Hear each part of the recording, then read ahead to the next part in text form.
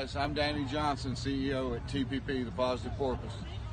I'm Jason Miller from Fins Up SoCal Fan Club. I'm Scott Howell from Atlanta Dolphin Club. Mark Angelo, NorCal Dolphin Club. And you're listening to Clock Blockers, Miami fans' #1 morning show. Run it, run it, run it, run it, run it, run it, run it, run it, run it, run it, run it, run it, run it. What's up, ladies and gentlemen? It is your boy, Stephen D, and we are live on this beautiful Wildin' Out Wednesday.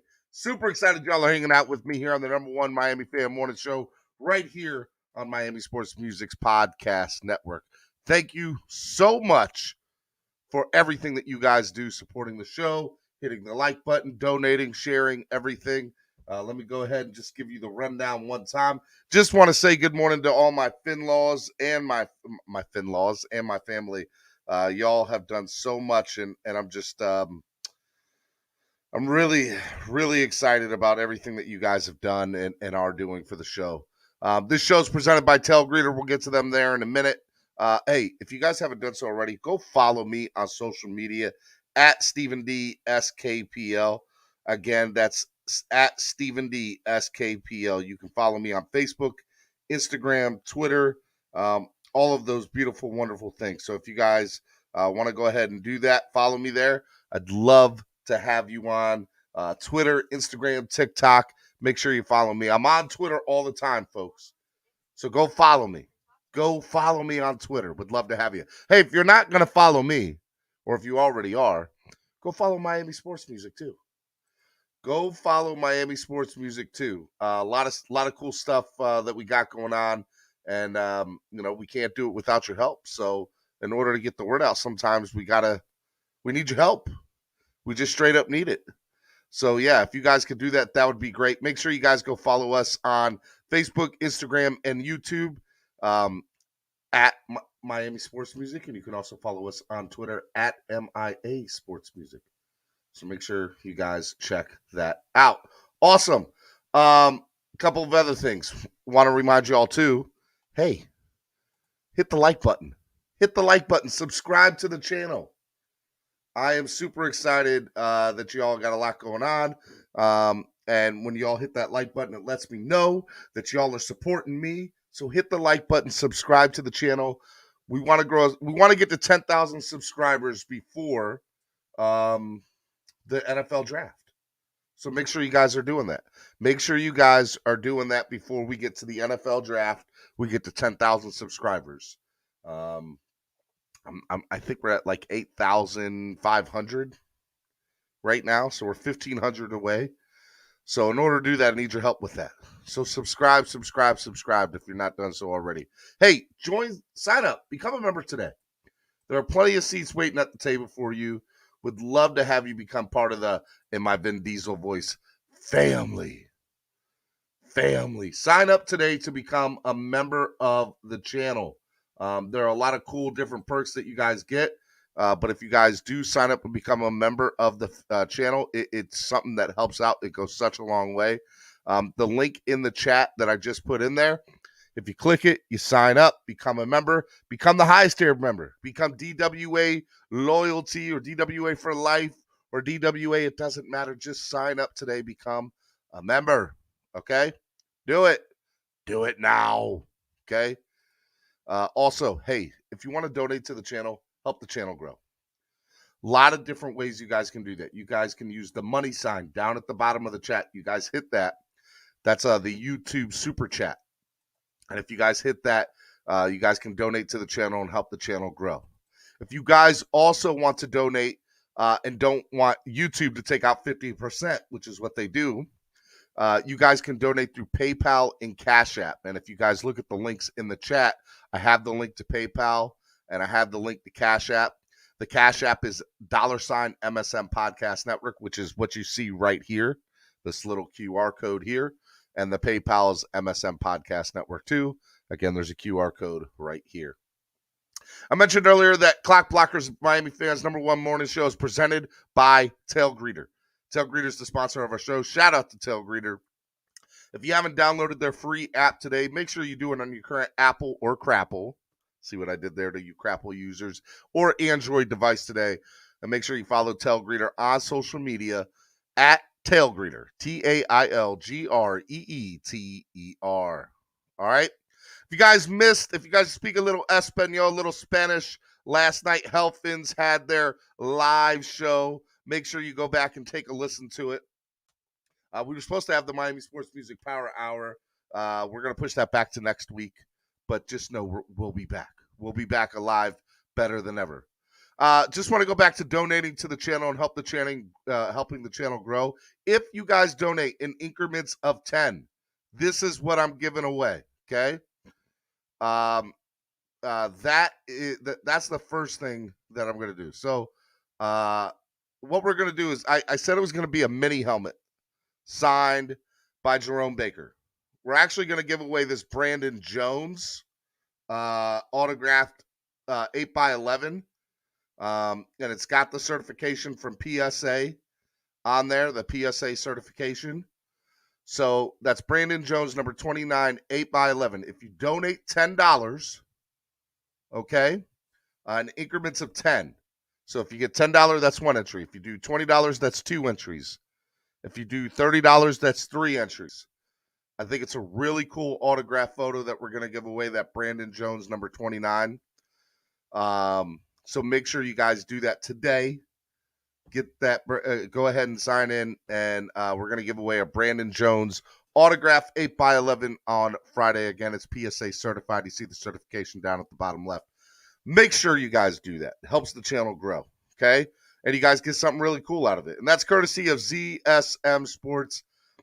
They have a big signing coming up. Shout out to Zachary with Patrick Surtain and Sam Madison.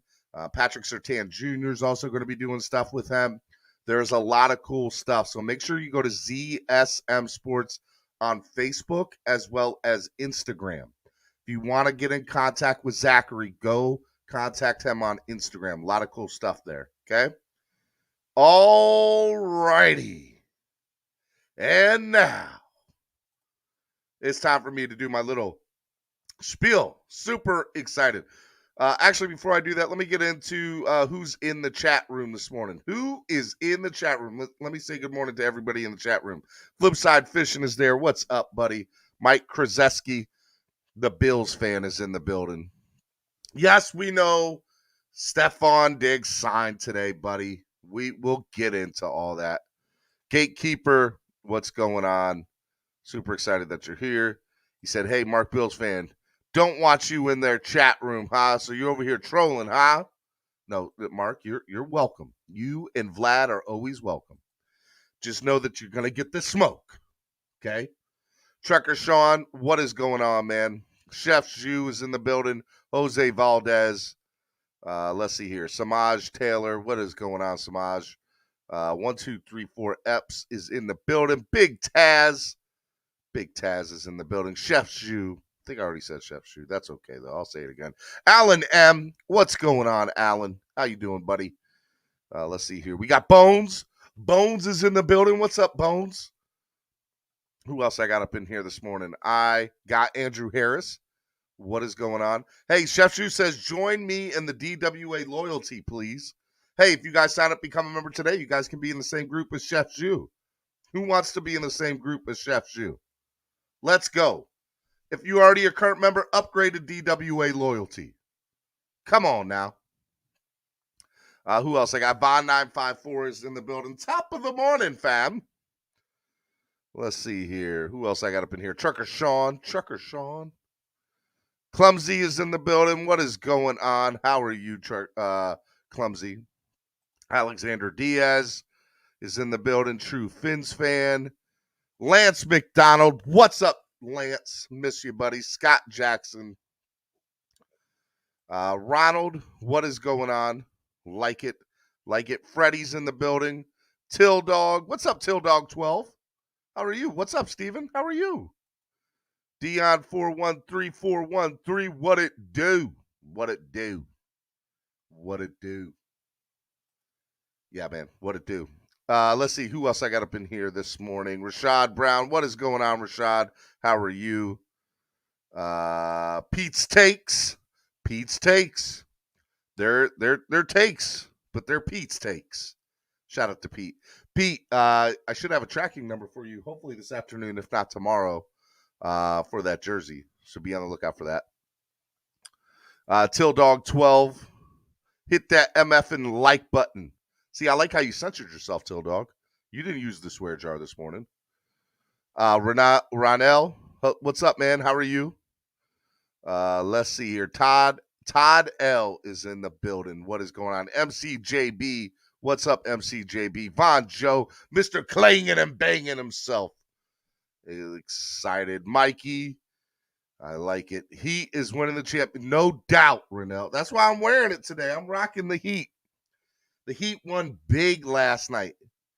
Let me tell you how big the Heat won last night. The Heat won so big. They won so big last night that I'm even going to put it up on the screen because it's that big. It's that big. They won 144 to 115 last night. It was actually, to kind of start off a little bit with basketball. The Heat killed the Hornets. Like it wasn't even a game. Solo D was at the game last night. If you were following him, it was good stuff. But something else big happened last night in the world of the NBA. For only the fourth time in NBA history, you are seeing the Lakers, a LeBron James-led team not make the playoffs. The Lakers were eliminated last night. Very interesting. They lost last night 121 to 110 to the Phoenix Suns. And the Los Angeles Lakers were eliminated from playoff contention last night. Very interesting, if you really go and think about that, right? So 121, 110, Lakers lose. They drop out of the playoffs. I say all that to say this because, number one, the Heat are legitimately one of the best teams in the NBA. So I'm very excited for them. I'm very excited to see what the Heat do. I don't think they get a lot. They don't get any love at all, by the way. The Lakers not making the playoffs are going to get more of a push between now and the first round of the playoffs than the Heat will about being the number one seed in the East, which is crazy to me. But it's the reality of where it's at, right? Like if you look at the playoffs right now, you'll see the Heat are 52-20 and are in the first seed. And the Celtics are right behind them at 49-30. The Bucks are 49-30. The 76ers are 49-30. So they're all 2.5 games back, the 76ers, Bucks, and Celtics. And then if you go look at 7 through 10, because 7, 8, 9, 10 are going to play a little series to see who gets in. You got the Cavaliers and Cleveland. That's crazy, by the way. The Cavaliers are going to make the playoffs, but LeBron and the Lakers are not. Unbelievable. The Nets, the Atlanta Hawks, and the Charlotte Hornets. And we saw just how bad we beat Charlotte last night. It does not matter who the Heat play in that first round. I really don't. Everybody says that, you should be scared for Brooklyn. No way. No way. Not going to happen. Not going to happen at all. Whoever that first round matchup is, the number 8 seed, whether that's the Hornets, the Hawks, the Nets, or the Cavs, the Miami Heat are going to take care of business. They are. They're going to take care of business. It's not even going to be a game. So that'll be very interesting to see if you guys go take a look at that. Other big news in the world of South Florida sports last night. Look, the Florida Panthers are just, I'm going to keep it, try to keep it strictly South Florida appropriate. They were in overtime last night. They had a crazy game. And they ended up winning that game 6-7 in overtime.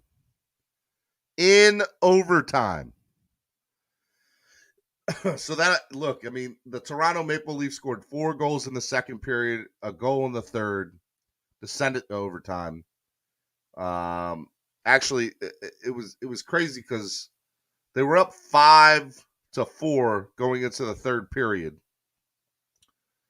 Then Toronto obviously scores that 6th goal. And then Florida had to score the final 2. We go into overtime. Florida wins in overtime. I mean, the team is just that good. They're 49-15. If you go take a look at the standings right now, I mean, you'll see that they're in front of Toronto. They're in front of Tampa. They're in front of Boston. Alexander with the $5 donation. You want to know why the Heat are so good? Is because of coaching. That's the only reason. Alexander, you still got to play the game, bro. What do you mean they're so good just because? Look, don't get it twisted. Eric Spoelstra is a boss. But they got a legit good team, too. You sound like a hater, Knicks fan. You sound like a hater, Knicks fan. That's all I'm going to say. The Panthers, another Florida team going to disappoint you in the playoffs this year. No way, level 2 noob. Boy, y'all some haters this morning. I got a couple of haters. Where's my WWE fans? A couple of haters. Some haters. Got a couple of haters. I'm just saying. Just saying. Y'all sound like haters this morning. It's not a good look on y'all. It's not a good look. But I am super excited about South Florida. Look, South Florida, the Panthers, the Heat, they're going to probably be respective number 1 seeds in all of the league. In all of the league. Mikey said swaft. Jamal said swaft. I like it. Okay, Enzo. A couple haters. Stephen D trying to get that Wednesday theme going. Hey, look, y'all over here wilding out. Y'all wilding out. My name's Enzo Amore. I'm telling you, don't get me started. Don't get me started. Panther and Heat first and second round exits. Eric Carrier. Eric Carrier, you know what you sound like? A couple haters. You sound like a couple haters. That's what you sound like, Eric Carrier. Bruins and Celtics Stanley Cup and NBA champions. No way. Not going to happen. 1, 2, 3, 4 up says Knicks hold Heat's jockstrap. You tell them 1, 2, 3, 4 ups. Let's get the trash talking in the chat room this morning. Y'all Celtics and Knicks fans. Y'all don't want none of this South Florida Heat. Literally. Would love the trifecta on the 50th anniversary of the perfect season. I'm just saying. I'm telling y'all right now, Miami is about to be championship city. Championships. I'm just saying. Heat, championship. Panthers, championship. The Miami Dolphins, dare I say it? I dare not. Not right now. I'm not ready to say it just yet. But I'm hopeful because they got the squad. And we'll get to that here in a little bit. It is Wednesday, April the 6th. And you know what that means? It means that the Miami Marlins have opening day right around the corner. If I am correct, they open up their first game on Friday in San Francisco at 4:35 p.m. Eastern Standard Time. It should be a lot. He says, you don't even believe that, Steven. Panthers maybe, Heat 100% not. Dolphins, let's go. Eric, I do believe it. I do believe the Panthers and Heat are going to win the championships. Marlins starting to look good too. Yeah, I mean, that's what I was about to get into. Marlins starting to look good too. Miami has a baseball team. Whatever, you Red Sox fan. Go have a cup of chowder, Eric. Go have a cup of chowder. Because you're not wicked hard around here, okay? You're not wicked hard. Everything's wicked hard. I went to Harvard Yard. You like apples? Well, I got a number. How about them apples? What? Best line in all of movie history. Y'all ain't ready for that. Y'all are not ready. Look, the rotation is set. I'm really excited to see, what they do and how they go about it. The Miami Marlins are in the toughest division in all of baseball and NL East. They really are. Let's see here. Nobody cares about baseballs. It's Masters Week. I'm getting to that level 2 noob. I'm trying to go down to everything. Bone says, I'll say it. Championships. Has a city ever won every ring? Hockey, basketball, baseball, football. I don't know if it's happened in a full year, Epps. I know it's happened in a 2-year period in Boston. Patriots, Celtics, Red Sox, and Bruins happened in a 2-year period. They didn't happen in the same calendar year or the same season per se. So I think they're the closest that's ever done it. I don't know anybody else that's ever come close, really. Marlins be fighting the Mets for last place in their division. Man, a couple haters. Chowder is the bomb. Don't hate it. Go eat a crab cake. Hey, man. Alan says, my voice sounds just like you, Stephen.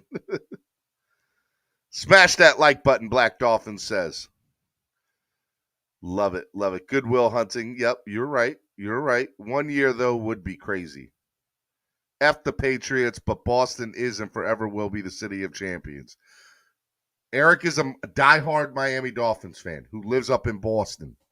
He's the southern New England, whatchamacallit? The southern New England VP of the fan club of Dolphin fans of southern New England. I will say I think Boston has the best accent. And everything's wicked hot over there at Harvard Yard. And you like apples? You like apples? Well, I got a number. How about them apples? What? I still think that's the best line ever. So, yeah, that's awesome. Miami Marlins start this weekend. That'll be a lot of fun. We'll get into baseball. I'm hoping to pre-record a thing with Xavier Scruggs tomorrow. Shout out to Xavier Scruggs, by the way. Next week, he is going to have a whatchamacallit. He's going to have his new show debut on MLB Network in the afternoon, which is going to be like Good Morning Football, but it'll be on MLB Network, so I am excited about that. So shout out to our boy Xavier Scruggs, who comes on every other week hanging out with us. It'll be a lot of fun, so I am excited about that. Let's see here. What else we got? What else do we got? Oh, Masters are this weekend. Masters. Here's my hello, friends. This is Clock Blockers, and welcome to the 100th millionth episode of Clock Blockers. Hello, friends. I'm Jim Nance. I'm just saying. I don't watch a lot of golf. I do enjoy it. I have watched it. I don't hate it. I actually like watching it, but I will say I am going to watch the Masters this weekend. I'm excited about that. It's actually a big weekend. The Masters are this weekend, right? NASCAR's this weekend, and they have a Saturday night race and Friday night, which is going to be big. Dale Earnhardt Jr. is going to come back on the track for the Xfinity race on Friday night. He comes back once a year and races in one race a year in the secondary series, Xfinity. So Dale Earnhardt Jr. races on Friday night. So I am excited about that. So I got that Friday night, got the Cup race on Saturday night, got the Masters all weekend. 59454 says, stop talking like Ben Affleck, please. Could you imagine hearing this show every morning with me doing a Boston accent? Those stupid Boston people. Can't stand those New Englanders. They're horrible. They're wicked hard. They're wicked soft. All of them. He's actually talking like Matt Damon. Yeah, so we got that this weekend. What else is this weekend? Opening day is really tomorrow, although 2 out of the 4 games tomorrow have already been rained out because of the weather front that's moving through the East Coast. Just a lot. Sports will have a great weekend this weekend. Opening weekend of baseball. We're at the tail end of the NBA and NHL regular seasons. That'll be fun. it's a lot of good stuff to look forward to this weekend. What are you most looking forward to watching this weekend? The Masters, NASCAR, Dale Earnhardt Jr. returns. Are you going to watch some Heat basketball? OTAs are in full swing for the NFL, or at least for our Dolphins. A lot of stuff. I see what you did, Chucker Sean. Golf is terrible. Hey, Kenny, let me tell you something, Kenny. That was just terrible, Kenny. Kenny, let me just tell you something. Your UNC Tar Heels, they were terrible in that second. Terrible, Kenny. Yes. Golf is boring. Golf is not boring. Y'all are boring. Whatever. Golf and tennis make me go to sleep, Big Taz says. They do too. Is NASCAR still a thing? I'm making it a thing again. Level 2 noob. Don't hate. Shout out to Bubba Wallace. Although my man Bubba is he's not a great driver. But I will root for him. Because that man gets more hate than anybody I know. NAPCAR is slowly getting worse. NAPCAR. Trucker Sean, don't hate. Don't hate, Trucker Sean. You sound like a couple haters. Watching the Mets makes me fall asleep. Yeah, level 2 noob. Yep. I'd rather watch NASCAR or tennis than golf, Jamal says. Y'all are funny. Y'all are funny this morning. All right, so some big stuff. By the way, if you haven't done so already, shout out to Alan for doing it. Go to Twitter, tweet the link to the show right below. There's a link. Hit share link, go on Twitter, tag me at Stephen D. SKPL. And at Miami Sports Music on Twitter, at MIA Sports Music. Let's go. Let's see here. Level 2 noob facts. That's for them, rich old men. What did level 2 noob say? Watching the Mets makes me fall asleep. I already said that. Man, as I said, I'd rather watch my Lakers lose than watch golf. Just saying. Steven, I'm glad you saying Bubba's is just not a good driver versus saying he's just unlucky every weekend. Look, Bonjo, he is unlucky, man. The man had a tire fall off at Coda 3 weeks ago. That wasn't his fault. That was his tire changer's fault, right? Then, look, he got into like 2 wrecks that were totally not his fault. He was in the back of the pack, which probably was his fault for being in the back of the pack. But still, he does get unlucky, man. There is some unluckiness to what's happened to him. No, I don't watch drag racing. Canes 1989.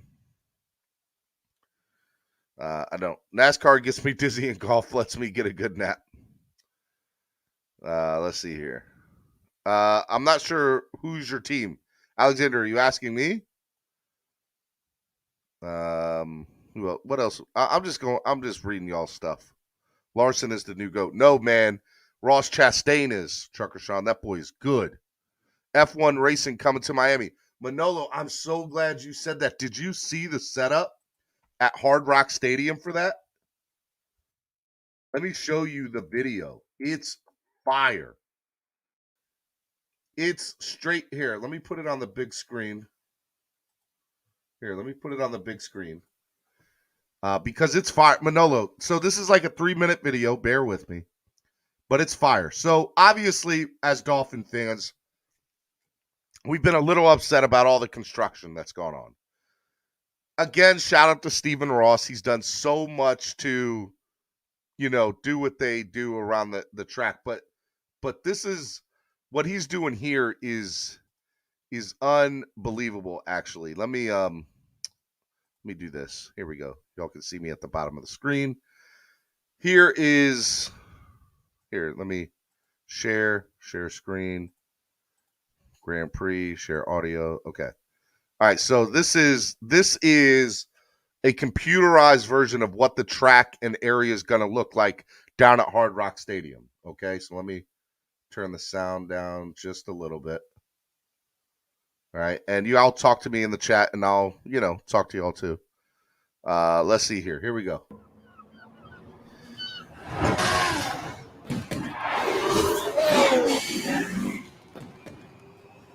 So much money. Look, it's going to be very expensive to do all this stuff, but it's going to, shout out shout out to the Grand Prix and F1. Like it's awesome. It is awesome. I hope. I mean, number one, the track is gorgeous. The whole setup is. I'm not even an F1 fan, but I'm just like, I'm going to watch that race because that's going to be awesome. Heck, I want to go down there for it. Because it's just too beautiful to look at and not be like, oh my God, how crazy is that? Yeah, it's definitely coming. Let's see here. All right. Miami Sports Music's #1 Miami fan morning show, Clock Blockers. I'm your host, Stephen D. We're just hanging out this morning, having a good time. Nothing really to it. There is some big Dolphins news this morning. Do you guys want to hear it? Shout out to Bones, my man Bones. There you go. Andy Slater. If you don't know who Andy Slater is, Andy Slater's from Fox Sports 640 in Miami, Florida. Andy Slater is reporting that this morning the Dolphins have a visitor. The Dolphins are bringing in longtime Saints punter Thomas Morestead for a visit today. So supposedly Thomas Morestead is in the building this morning. The longtime punter for the New Orleans Saints, which is funny because last week when I had Franzi on from the German fan club, we were showing photos of London in 2017. And when we were in London in 2017, we went to the Hard Rock restaurant there in London. The Dolphins had a big thing there. And Thomas Morstead's family happened to be there at that time. And it was kind of funny because we were just talking about him, 5 days ago on the morning show here. And so I think it's funny. But if that happens, I'm taking that as a sign that Matt Ariza is not coming to Miami, folks. We are not going after the punter in the draft. So I need you to scrap all of your mock drafts that had us going after a punter in the 4th round, or 3rd round for that matter, in some of your mock drafts. Yeah, because that's not going to happen. That is not going to happen. But Thomas Morstead has had a long career in the NFL. Most of his career obviously was in New Orleans. Last 2 years, I think he was with the Jets and with Atlanta.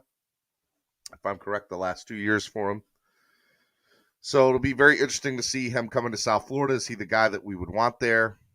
I don't know. I want a decent punter, obviously. I want somebody who can change the direction of the field. I know Morstead's kind of at the end of his career, but look, the goal of what everybody's saying, who cares? We're not even going to need a punter next year. We'll see. But at the end of the day, I will say this. If the Dolphins are bringing in Morstead and they end up signing him, then be on the lookout for, obviously, us not to get Matt Ariza. Like, that's not going to happen at all. Estefan said, wow, that's crazy. You just talked about him last week. You should be way more hype. Talk that ish. And look, I like the guy. He's I think he'll be a great locker room guy. I'd be interested to see what we kind of bring him in at if that happens.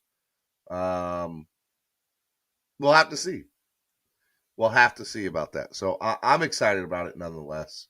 Now, that's the only news that we got. And hey, look, I said maybe they signed somebody before the draft. I didn't think it'd be a punter per se. But I got to think that if they're bringing him in, they've kind of already said, look, we're not spending more than, $1 million or $1.2 million. I'm sure that there's some low number that they're not willing to spend. The other big news that happened early this morning was Diggs. Stefon Diggs out of Buffalo signed a contract extension, a 4-year, $104 million contract extension for Stefon Diggs and the Buffalo Bills. Why is that relevant to us? Well, number one, there was a lot of rumor and chatter over the last week and a half, about 10 days. Is Diggs want to go down to Dallas and play with his brother? Right? There's a problem, Steven. There's a problem. Steven is way too humble. He has the photos with the guy. His family, not with him, but with his family. It is funny though. Yeah, look, I'm interested. Steven, did you convince him to come to Miami 5 years ago in London, didn't you? You're right, guys. I told his family, look, when the Saints finally get rid of you, just come on down to South Florida. We'll take care of you here. And it just happened to work out. Let's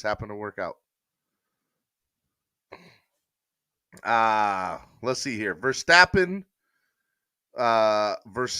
boycotted the show this season because of the drama. Manolo, what are you talking about? I don't know what you're talking about. Let's see here.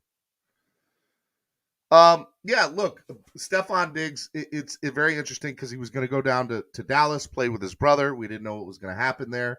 And then obviously it came out that, he was going to do what he did. Now, Adam Schefter reporting on the agreement, which I think is big here, basically saying, another mega deal, Bills reached agreement with wide receiver Stefon Diggs on a 4-year, $104 million extension that includes $70 million guaranteed.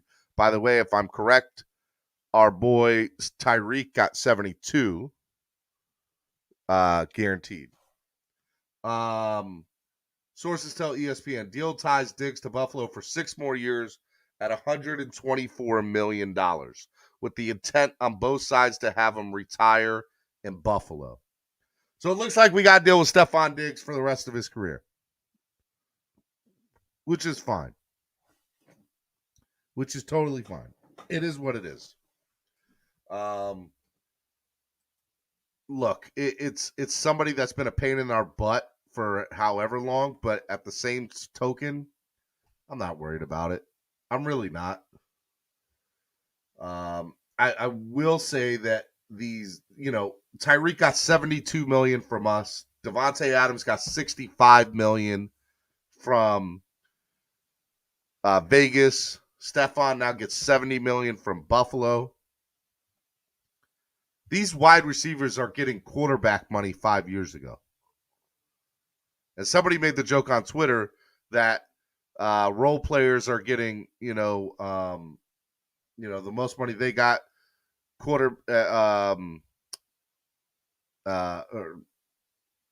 Wide receivers and role players are getting quarterback money, and quarterbacks are getting CEO money. And that's not far off from the truth at all. At all. Bonjo says, I'm not even surprised Diggs and Allen are real close friends off the field. Diggs wasn't going anywhere. I'll say this, when his brother Trayvon posted that on Twitter about a week ago about, hey, do you want to come down here and play? I'd love to play with you. I'm sure that was the writing on the wall to be like, hey, look, this is what's going to happen. You either do it or you don't. So, but he got the bag. Stefon Diggs got paid. But all these wide receivers are. Everybody is. Everybody's getting the bag. Everybody's getting paid. It'll be very interesting to see what happens there. All right. What else? What else do we got going on? I'm trying to go through Twitter right now, see if any other news is kind of broke this morning. It doesn't look like there's any really big news that's going on. So you know what I'll do? I'll open it up to you guys. I'll open it up to the chat, to the chat. Y'all come on. You can ask me whatever. I don't care what y'all can ask me about TV. Y'all can ask me about music. Y'all can ask me about movies. Y'all can ask me about the Dolphins. Y'all can ask me about F1, NASCAR, golf. It doesn't matter. Doesn't matter. Ask me. I'll answer your question.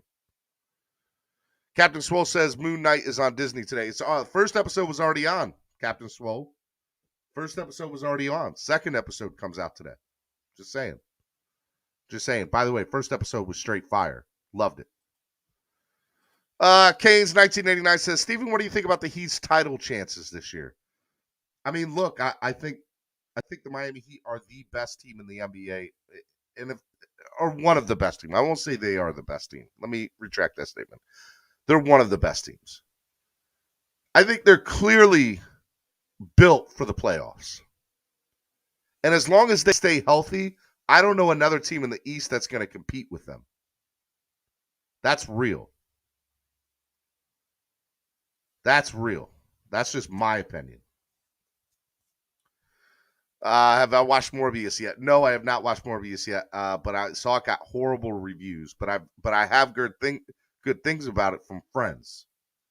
Got bad reviews, but I heard it. But friends have told me it was good. So we'll see.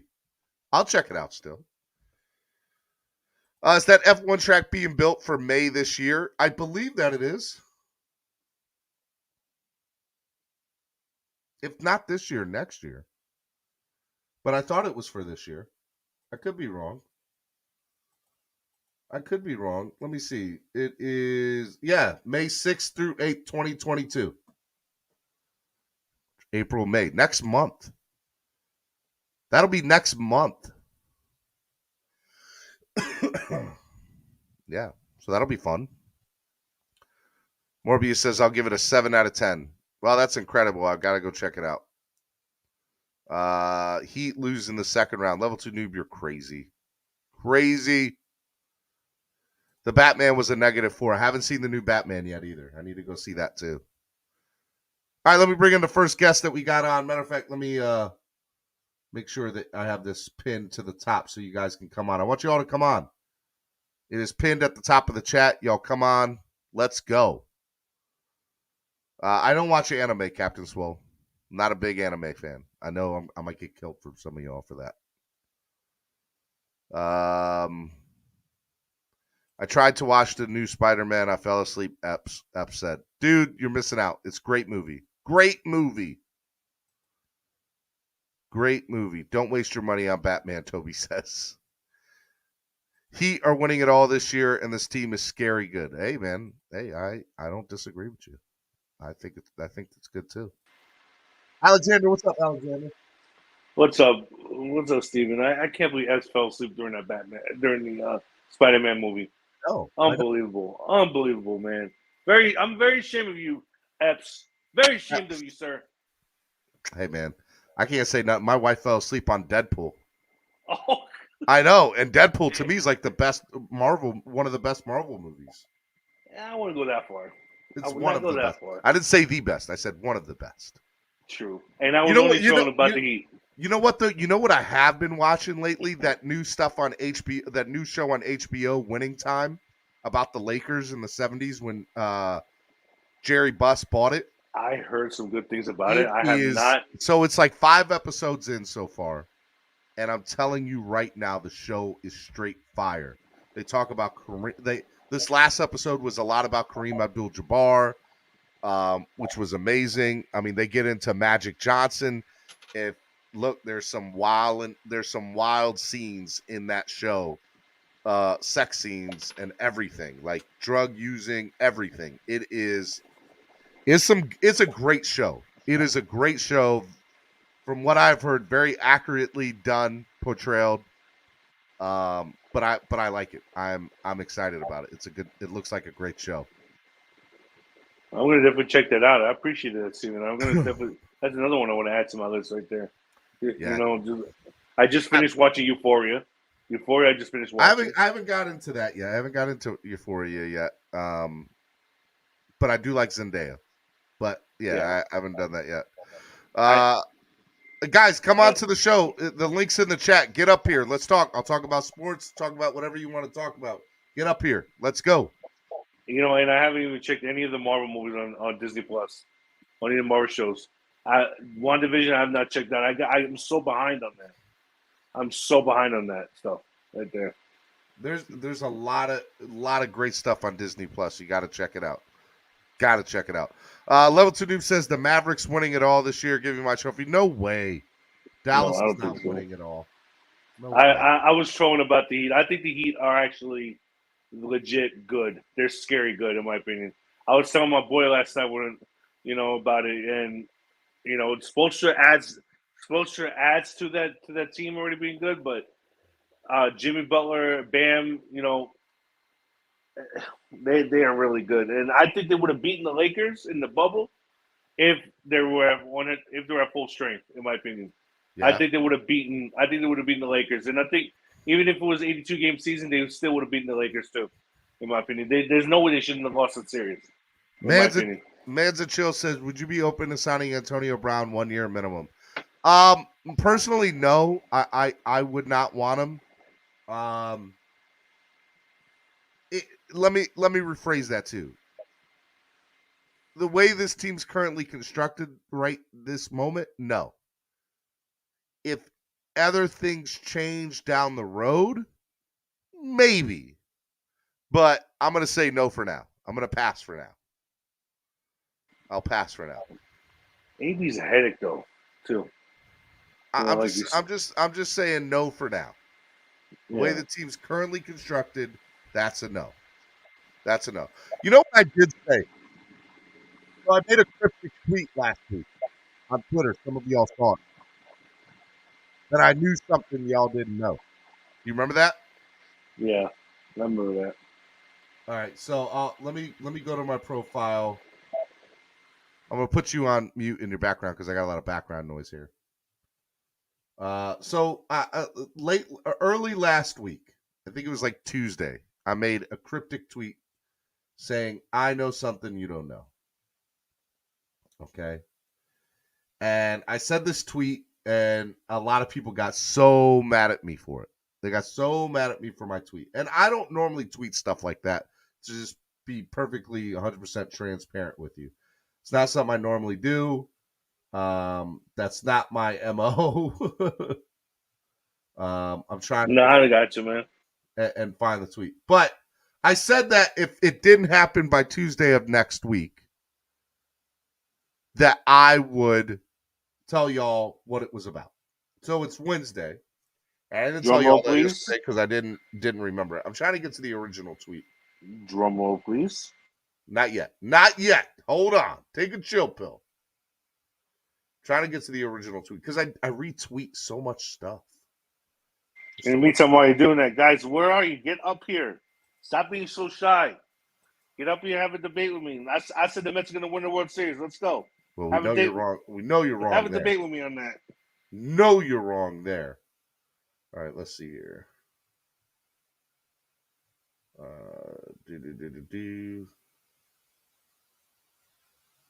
right, here we go. So this is the tweet that I had. I said, I know something you don't know. I had the eyes and the dolphin, the dolphin thing. Okay, so I said that. Look how many likes it got, by the way. It got 136 likes. Do you know how much I struggle with trying to like retweet stuff? Why did this get the most retweets? Can somebody answer me that? Because it they want to bothered know me. the news. They want to know the news. That this got so much. Like, number one, I said it as like a little funny joke, but I was halfway serious. But it wasn't really to troll. It was just, hey, look. So I got 136 likes off of it. It is I think the number one tweet that I've had, actually, by the way, for likes. So it really it bothered me. So let me go back to the original thing. So I sent out this tweet on Tuesday of last week, and I said, look, I know something you don't know. Two things. Number one, I let me just put this out there right now. I don't claim to have sources. I don't necessarily like when people say that they have sources per se, but I get that I have. By the way, thank you, Scott, for the $5 donation.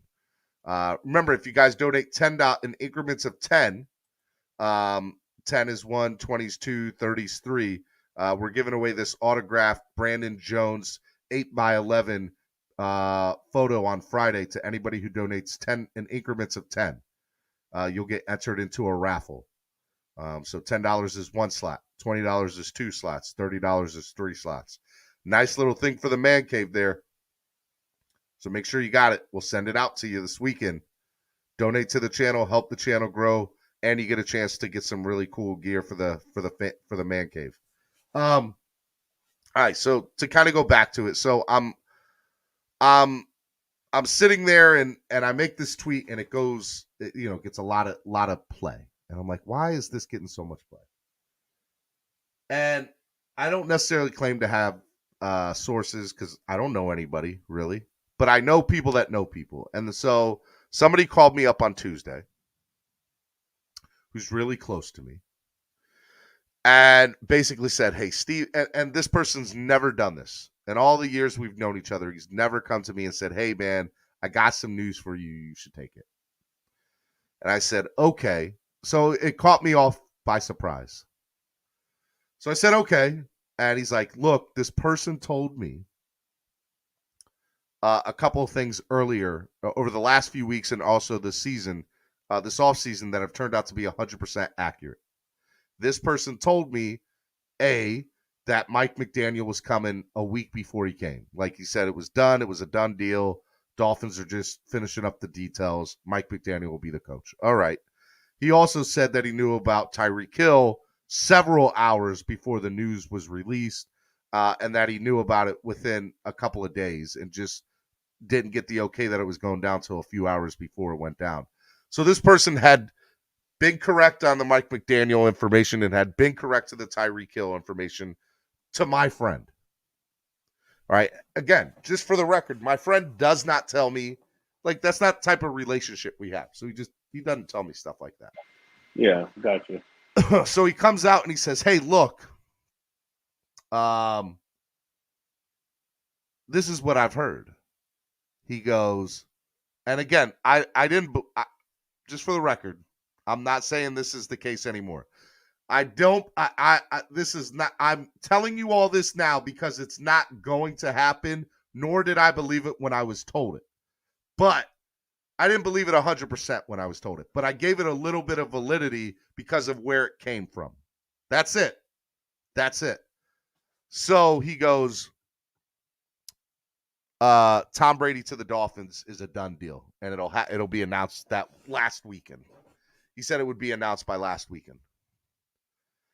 And I said, no way. We were just told that day that it was all BS. Like, there's no way that that's real information. It wasn't real. But where it came from, I was like, he's like, dude, this guy has told, like, he hasn't lied to me yet. He hasn't told me anything that hasn't come true yet. And I said, look, man, I was like, that's so tough to, put into context. And so he told me the person that it came from. And I'm not going to name names, but he goes, it's an agent. It's a big-time agent in South Florida. And I said, okay. I was actually going to say one agent that I know in South Florida, but keep them all shut to that. And there's three big-time South Florida agents to players, three of them. And I knew this person. My friend who told me doesn't tell me stuff like because that's not who he is, and he's never really been like that.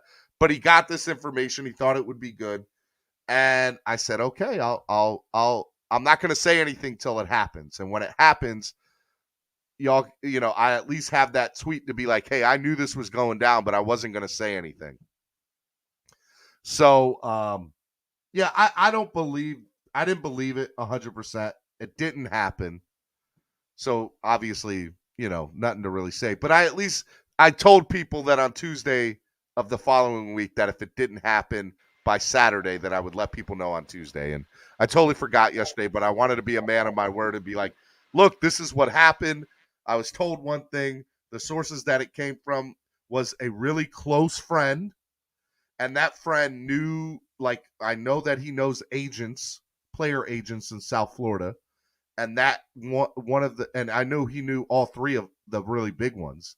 And he said, hey, look, this is what's going down. Brady to the Dolphins is a real thing. So, if I'm honest with myself, what I really think is I think Brady to Miami in ownership is a real thing next year. I don't think Brady will ever play for the Dolphins, but I do think he'll be a part owner by next year. I agree with you. Or the following year after that. Depends on how much longer he plays. He's got a house built up here. He loves South Florida. He loves the Miami area. And Stephen Ross and him, from what I am aware, have a good relationship. And as long as Stephen Ross owns the team, I can totally see Tom Brady becoming a partial owner of the team. And I'm not trolling. I'm not trolling now. I'm Roadrunner. I'm being a man of my word, 100%. I told y'all I would tell you what was told to me last Tuesday. Steven. I'm just being transparent with y'all. I don't want y'all to think that I was trolling. Trolling. The thing is that I was scrolling through my Facebook a couple of days ago, and I saw something like that as well, that Brady to Miami was a done deal, was supposed to be announced by the end of the week. I saw something like that. So it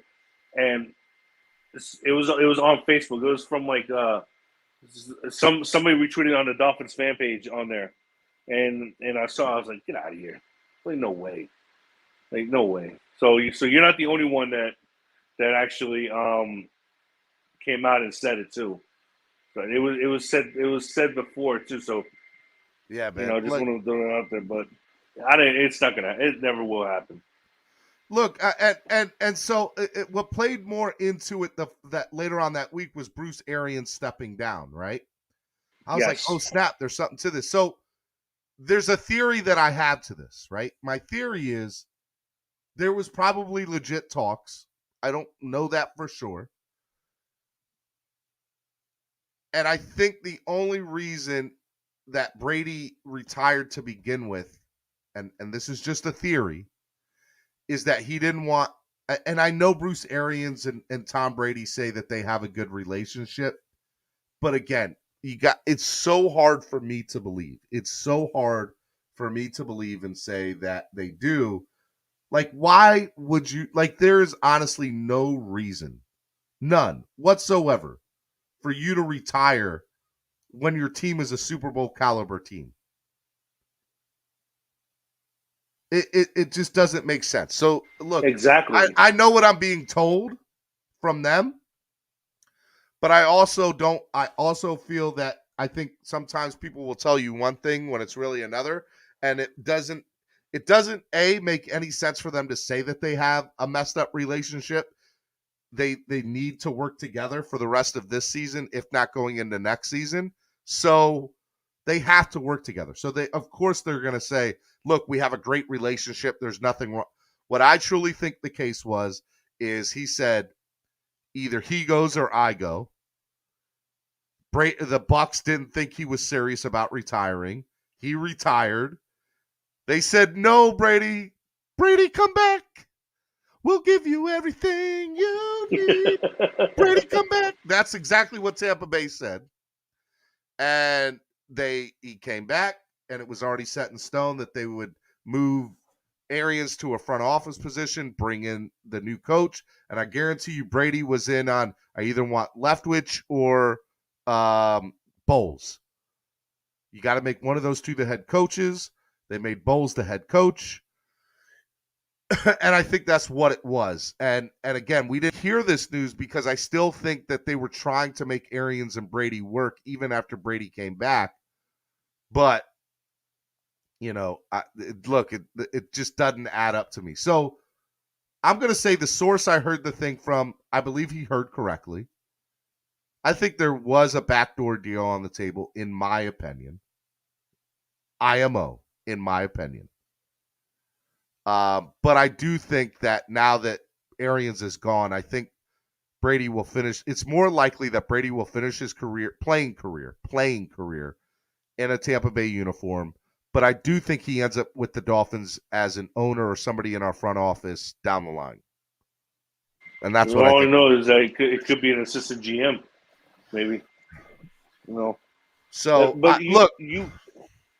I'm sorry. Go ahead, I don't want anybody to accuse me of trolling, although I know I'm getting that in the chat here. I don't believe that I was trolling. I believe that I just wanted something. I didn't want it, if the news happened, I wanted to reference something saying, hey, you guys, you remember that tweet? And just so you all know, I called 3 people in the Dolphins YouTube community, told them this is what I heard. They all 3 kind of said, no way it's happening. But if it does, I'll confirm that your tweet there was. I just wanted to go back and be like, guys, I knew this a week ago. Here's a tweet to show that I knew something. I didn't want you all to think. But what I will say to it is, it didn't end up coming to fruition. Arians gets fired 2 days later. Well, resigns 2 days later, and that's what ended up happening. And that's what it is. That's all. That's what it is. Let me bring in Batman. What's up, Batman 2423? Batman, morning, what's gentlemen. up, man? Good morning, guys. Can you guys hear me? Yeah, we can hear you. What's up, Batman? Real quick. So, from what I've been told, Brady is going to be 100% part of the Miami Dolphins organization next season. Not this season, but he will be part of the organization. He's going to be either doing something involving the front offices, or he is going to be playing. But Brady will be working for the Dolphins at some way or another next season. I've been assured of that. I have heard the same thing from other people, but I have not. I heard playing is off the table. Like he's going to do one more year here in Tampa, and I've actually heard he might do 2 more years in Tampa, depending on how it goes with them this year. But I do think he's in the front office next year. I do think he's in the front office. Yeah, or the year after. But that's just me. I don't think he'll ever play. I don't think he'll ever play for the Dolphins. The only thing that's bearing that, like it would be, is if they win a championship. That's the only thing that's going to hold this back. Like that scenario of him coming to the front office. Well, look, if they win a championship. Look, I wouldn't even say that again. And this is nothing on Tua. I don't want Tua to get the Tua to get after me. I'm not saying that. I'm just clearly stating what happened to me last week, what I was told, what I believed. I didn't believe it, just so y'all know. I have to admit that when Arians got let go, I was scratching my head a little bit like, oh, maybe there's some truth to this. My eyebrows raised up. But that was it. And I knew that this week I would come and be like, all right, guys, look, this is what I was told. I didn't believe it to begin with, which is why I didn't say the whole thing, because I don't want to come out like I didn't want to raise a fuss about it. I didn't want to be told that I was spreading what's the word? Fake news. Fake news. Not just fake news. There's the other name. I can't think of it off the top of my head, but you're right. Fake news. I didn't want to be saying false information, fake news. But Stephen, you know what it is that like people want to criticize people for like giving news propaganda. Thank you, Epps. That was the word I was looking for. I didn't want to be spreading propaganda that I knew likely wasn't true. Look, here's what I know. Here's what I believe. How about this? Here's what I believe.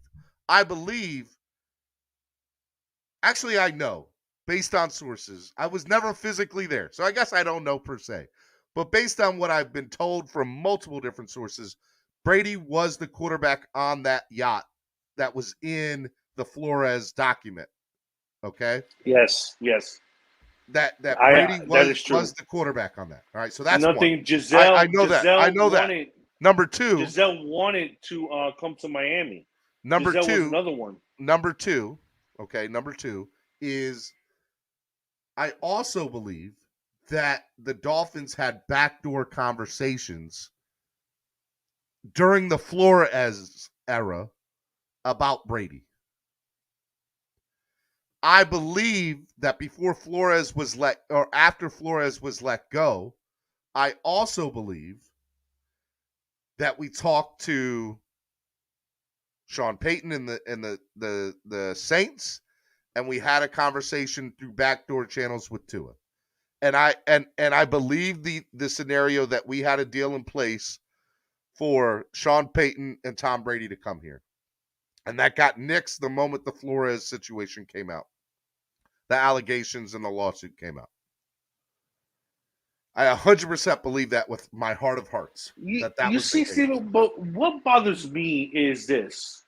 Okay, when going back to the yacht thing, how is it tampering when it's Alexander's background noise? How it's my PlayStation probably. I wanted to say. So yeah, how is people but how's it tampering if he's a free agent? But at the same time, when we say something about a specific player, Stephen, like when we hear rumors or whatever we want to call it, we're not trying to throw propaganda. I'm not, at least. I'm just saying what I hear locally. Yeah. And at the end of the day, it's not for clickbait. It's just telling people what I hear. At the end of the day, a lot of people hear a lot of things. Just a lot of people keep it inside and they don't say nothing because they don't want to be proven wrong. So two things. I think that's 100% correct. I think that I'll answer your question here in a second, Alex. That I'll let you ask your statement question here in a second again. But what I want to say is, I do think that we live in a world right now where there's two things that are happening. There's two truths here. Number one, there are plenty of people out there that say that they have sources and have no sources at all. I'm going to throw that out there. Okay. That's a real thing. Okay. So I hate saying I have a source because I don't want to be involved in that. I do a morning show. Some people might tell me stuff, and some of those people I think are credible. So when last week happens, I'm not going to say sources tell me X, Y, and Z, because that's not what I do. I'm not a reporter. I'm not somebody who covers the team in that scenario. I do a morning show. I'll give you my theories. I'll bring on people that have facts and also have sources of their own, but I'm not going to do that. Now, if somebody tells me something, depending on where it comes from, which this is the very first time in almost a year that I've ever done something like this. So that alone should tell y'all something right away. I don't talk about it like that, right? So, it was something that was told to me. It came from a very credible source, and that was the second thing. So everybody's like, you need to name your sources. That's not true. That's the other thing. You don't name your sources because when you do, if it doesn't happen, then that person gets outed as the scapegoat, and now you've lost that source. That person's never going to tell you anything again. Exactly, because people get mad, like, who's your source? Who's your source? You can't do that. Yeah, you can't. And what I'll say to that is, it's on the person to say it, to be like, hey, look, is this person really a source? Is this person credible, what they're telling me? Like, I'll give you somebody in the community, in our community, not the YouTube community, but in our community per se. This person doesn't have a YouTube channel. But this person's big in the community per se, between social media and YouTube, but they don't have their own channel. And good friend of the show's, and he has said on multiple occasions, hey, I have sources X, Y, and Z. I believe that he has real sources. Now, he's been called out that he hasn't, but I believe that he has. And he's told me behind closed doors. I think I know who you're talking about. We're not going to name. I'm not going to speculate or name names or anything. Right. But what I will say to it is I find him credible. So when he says something, I'll go with it. Doesn't mean I have to believe it, and it doesn't mean that it's going to come to fruition. It's a reality of what being a reporter or somebody who covers the team does. Now, in that same conversation, Batman, I'll also say this. When you get information and somebody tells you, hey, look, this is information that I've been given, behind closed doors, you can be like, hey, can you let me know who gave you that information? I won't name the name. That person can either choose to tell you or not tell you. And 9 out of 10 times, they're never going to say who told them. Nothing wrong with that. That's all facts. Right? So now I have about 2 or 3 people within the community that tell me things. And I take it with a grain of salt, but I also am willing to listen to it because they've been right on other things before. And to me, that's the same thing with Adam Schefter, Jay Glazer, Tom Pelissaro, whoever, right? All those people. They all have sources. They've all been wrong on announcing stuff before. So, it's whatever, So look, what I wanted to do was, I never wanted to get the I didn't want to get it twisted with people that, oh, Steven's out here spreading propaganda. I didn't say nothing. And but I also said that I wasn't just going to throw out a tweet out there and say that and not say anything. I said, give me a week. Let me see if it comes to fruition, because I was told that it would be a done deal by the end of this week. And if it didn't, it wasn't going to happen. It didn't happen. And I wanted to be a man of my word that I would do it, that I was doing it. And so look, y'all can say Steven was trolling. I don't believe that I was.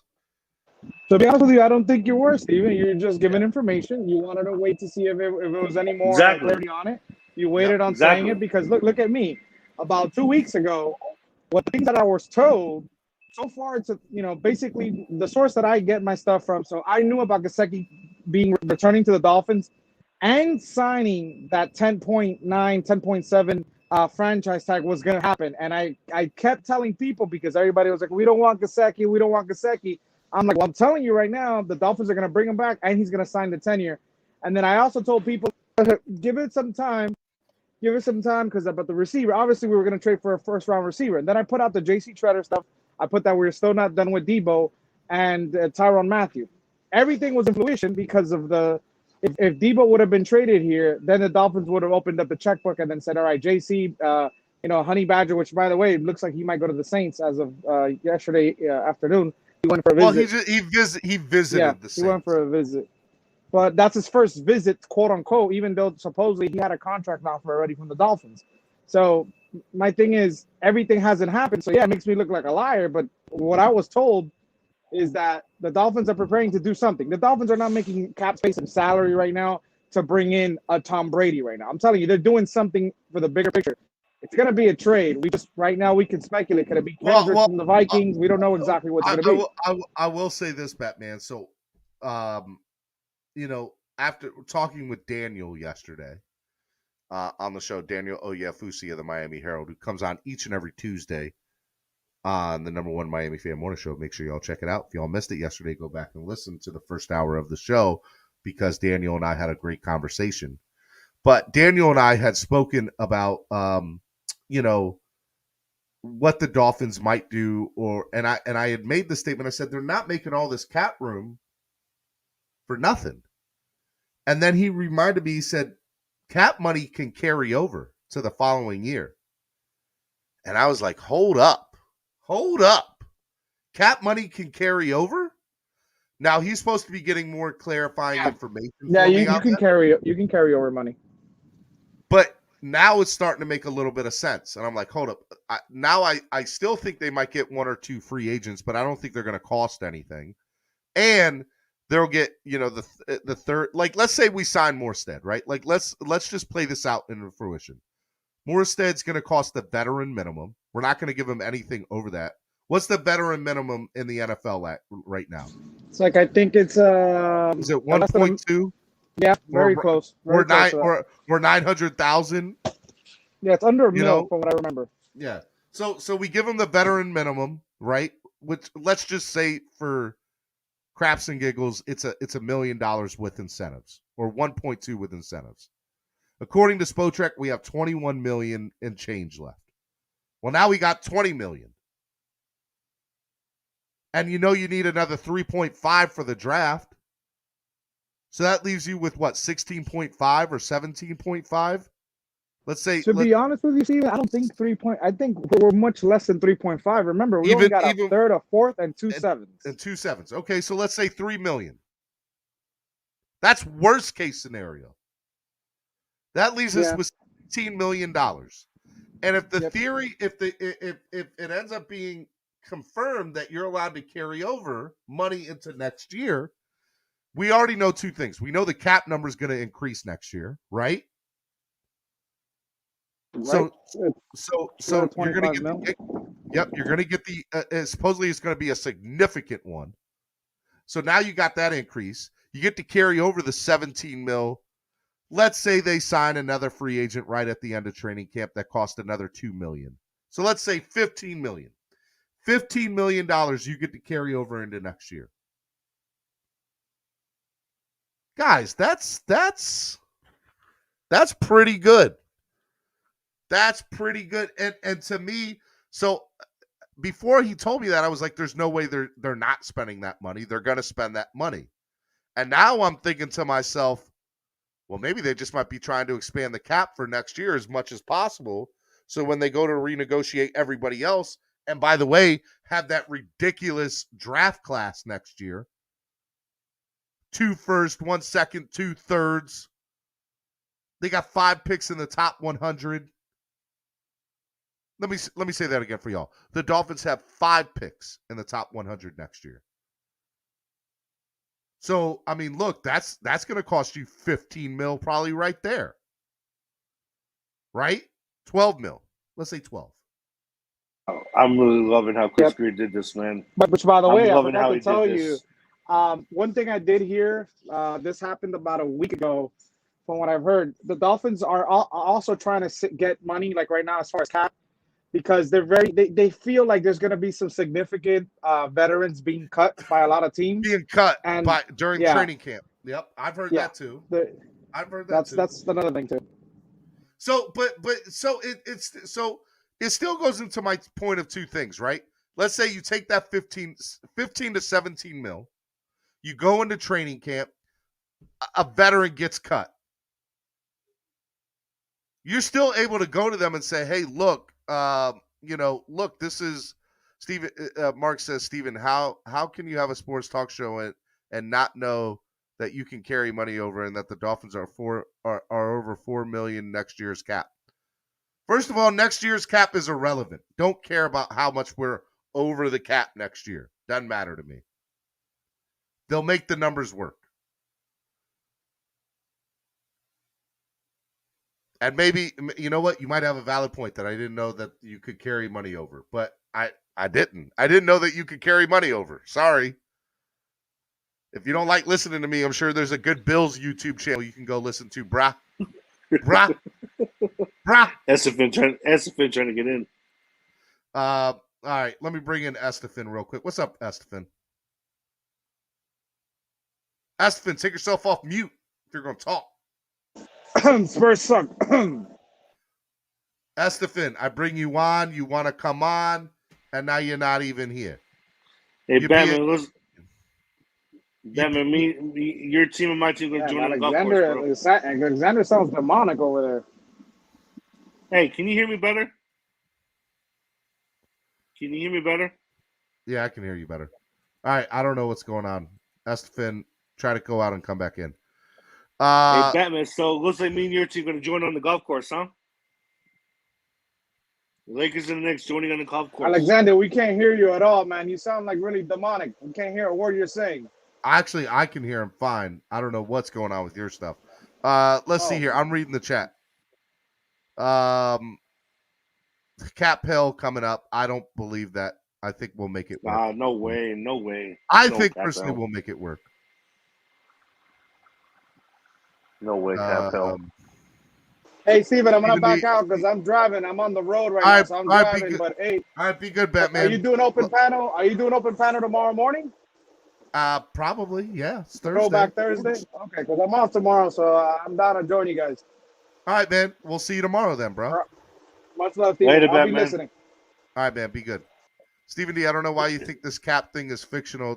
It isn't, my guy. Eventually you will pay. It's not going to be this year, and it ain't going to be next year. I got a question for you, Steven, when you're done. Be knowledgeable before you state misinformation to your listeners. Where did I state misinformation at? When did that ever happen? This man sounds like a hater, bro. Like, get out of here. When did I ever? I just want to know when I did. You made a mistake. Everybody makes a mistake. Nobody's perfect. I don't even know the mistake I made. I just know I didn't know that you could carry the money over. Oh, it's no, like who cares? It's no big deal. Whatever. God, people be all in their feelings for no reason. Let's see. I had to take on this. It's like, how is it tampering if Brady was a free agent? That's what I want to figure out. Well, Brady retired, and I think that there was conversations why he was retired. No, the yacht thing after when he was a free agent with New England. Look, I think things happen that I just think things happen sometimes. Let's see here. Dare I say the words? This guy's gone, Steve. No. Look, man. I just look the Mark Krzyzewski. I don't know if I said your last name correctly. I apologize if I didn't. there's a little link at the top of the chat. Feel free to click on it and come up and debate me. Professionally. I'm not, no name calling, none of that. I want to talk to you.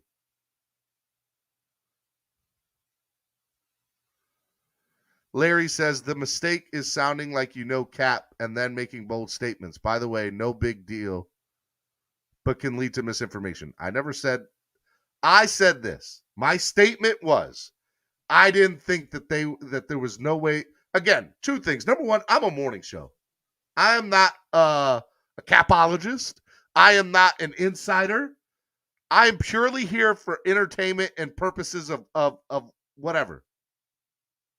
That's it. I bring on people like Daniel Oyefusi who understand things better like that than I do, which is why I have him on every Tuesday.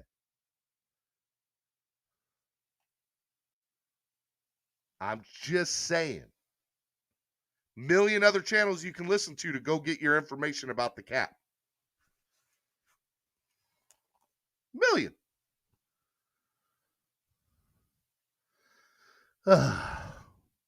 Okay. Steven, because it impacts what the Dolphins may be able to do with the $20 million in cap they do have. Again, my original statement, if you were listening, is I didn't think that they would have the money and not use it. I brought in a beat reporter who understands this stuff.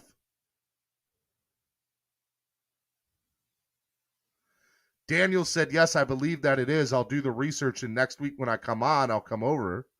I've also been told through back channels that, yes, you can have money that carries over to the cap. Come on, y'all. Like, it just, I don't know. It's funny to me, y'all. Y'all are funny. No, it doesn't. Nothing Steven says impacts what the Dolphins do. You're right about that, McGoatvilla. Because if it did, bruh, we would have won a Super Bowl years ago if they listened to me. If they listened to me, we would have had a Super Bowl ring already. Yeah. How you like them apples? I'm just saying. Let's see. Mark, talk to the man if you want to continue. I love it. Let's see here. Rashad's like, oh, man, y'all got Steven fired up. All right, let me bring on some people into the back room here, from the back room. Franzi, what's up, Franzi? Franzi, what's up, man? What's up? Good morning or afternoon. Good morning. Yeah, how you doing, man? How are you? Fine. You? Good, thanks. Thanks for joining us. At least I'm not the only one up here now. So, to the cap space, just to you, Stephen, the draft class don't go down from the cap space because the draftees will kick other players out of the roster, which will earn the same or even more. So you don't have to calculate the caps from the draftees down. So you're saying the draft picks? Again, I'm going to get all of this done next week with Daniel Oyefusi of the Miami Herald. We're going to talk about this and more. But what you're telling me, Franzi, is that the draft picks' salaries don't count towards the salary cap? They will count, but instead of this, the salaries of other players that won't make the roster because of the rookies players doing it. I get what you're saying. Yeah. I get what you're saying. I understand that. Okay. I get what you're saying. And to Mark, we can take the cap space to the next season, but you don't make contracts like Xavier Howard's, Hill's, or Armstead's contract with low cap space, low cap hit this year and big cap hit next year, just to take it to the next season, the cap space. You do it to make moves this season. Look, man, hey, I think that I agree. I appreciate you telling me that because I am ignorant to the fact that, and again, I think we use the word ignorant in a very negative tone, and it shouldn't be. It's a word that defines that you don't obviously understand something. I am ignorant to how the salary cap truly works. What I do know is that I have always said, and by the way, my statement to they're not going to use money that they still have left over. I think there are exceptions to people bringing money over into the salary cap for next year, I guess. But I would say a more practiced scenario for GMs is that they use their entire salary cap each year. I think that's more practice than it is carrying money over.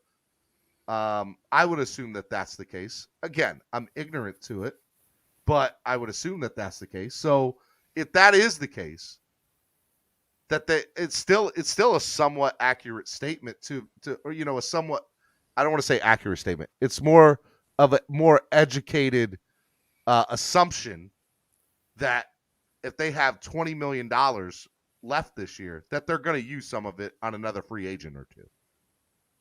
That's an educated guess. But what Daniel said to me did make me think, like, hold up, Chris Greer's a genius. This man is manipulating the cap in the way that things work, for a lot of different things. And so it would not surprise me if he tries to keep over $10 or $15 million and bring that over into next year's and try to bleed that over into next year. I think that would be really, really good for them. All right, let me I'm not saying we're not carrying anything over. I'm just saying we will make more moves. So it's not over yet. I agree. I hear you on that. Let me bring on Green Rat. What's up, Green Rat? Hey, Steven, how's it going today? How's you doing, Green Rat? Good to hear from you, brother. Oh, not too bad.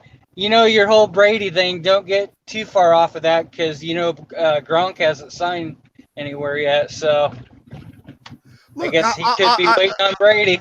I know people have even texted me that, like, through back channels. Hey, have you seen that Gronk hasn't signed yet? And by the way, I would say that's more of somebody who's probably – I'm telling y'all, Gronk doesn't necessarily want to play anymore. He's got his Super Bowl rings. He doesn't even spend the money he makes in football. He invests. He just goes to WWE. It's not that he has a Green Rat, I'm just gonna put you on mute for a second because I'm getting background noise. He has investment money. I think it was told he has not touched a dime of his player contract yet. He invests all of that. That's a smart man. The money he spends is from endorsement deals. So I don't think he cares. I personally don't think he cares to play anymore. That's just my opinion. But if he's going to play, it's going to be for a Super Bowl contending team. Like, he's not going to go play somewhere that's not got a chance to win the Super Bowl. That much I know. Right? So. Don't get me wrong. I believe that Tua is going to be our starting quarterback this year. So yeah, me too. I just thought it's kind of funny, though, that Gronk hasn't signed and, people try to put breadcrumbs together. And I think it's a valid breadcrumb. He hasn't signed anywhere. That's a very interesting fact. Why hasn't he signed anywhere? Now, my assumption. I think he's waiting. He's waiting for Tampa to call him. That's what I'm thinking. No, I'll say one of two things. One of three things, actually. Either he no longer wants to play, and he just hasn't made the announcement about retirement yet. Number two, he wants nothing to do with organized team activities and off-season workout programs and training camp. And I'll just come in during the season, which is more likely to me, by the way. I'll go with number two. Yeah, I would do. Or the third thing is he's actually considering going to play somewhere else besides Brady and Tampa, and I think that other place is Buffalo. Buffalo offered him supposedly a contract to play, and I think if Buffalo did, you got to think maybe another team or two did. So he might be considering going to play somewhere else that's a contender. So, I my personal opinion is it's number two. I don't see him playing with anybody else besides Brady. And I also think that he wants nothing to do with off season.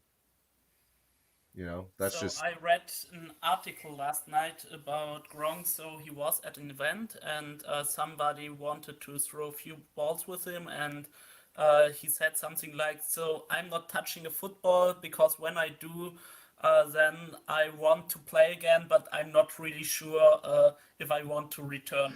Yeah, I think I'm telling you, don't. My first theory is not far off either. I don't know if he wants to play anymore. Like, he doesn't need the money. He doesn't, why beat up your body for nothing less than there is no guarantee that Tampa wins another Super Bowl. There's none. They're not the favorites in the NFC, let alone how strong the AFC got, right? Yeah. So why is he? If I'm Gronk, let's think about this for a second. If I'm Gronk, hey, man, we'll give you $10 million to come back for one more year. That you're going to beat up your body, have to travel, work out, stay on a regiment, whatever. And by the way, the Rams are still probably the best team in the AFC, defending Super Bowl champions at that. Don't forget that. You mean NFC? Yeah, and you're playing in an NFC South that, look, I mean, they're not great, but they're not horrible. You got to think the Saints are going to be better than they were last year, right? You got to think Atlanta's going to be better than they were last year, maybe.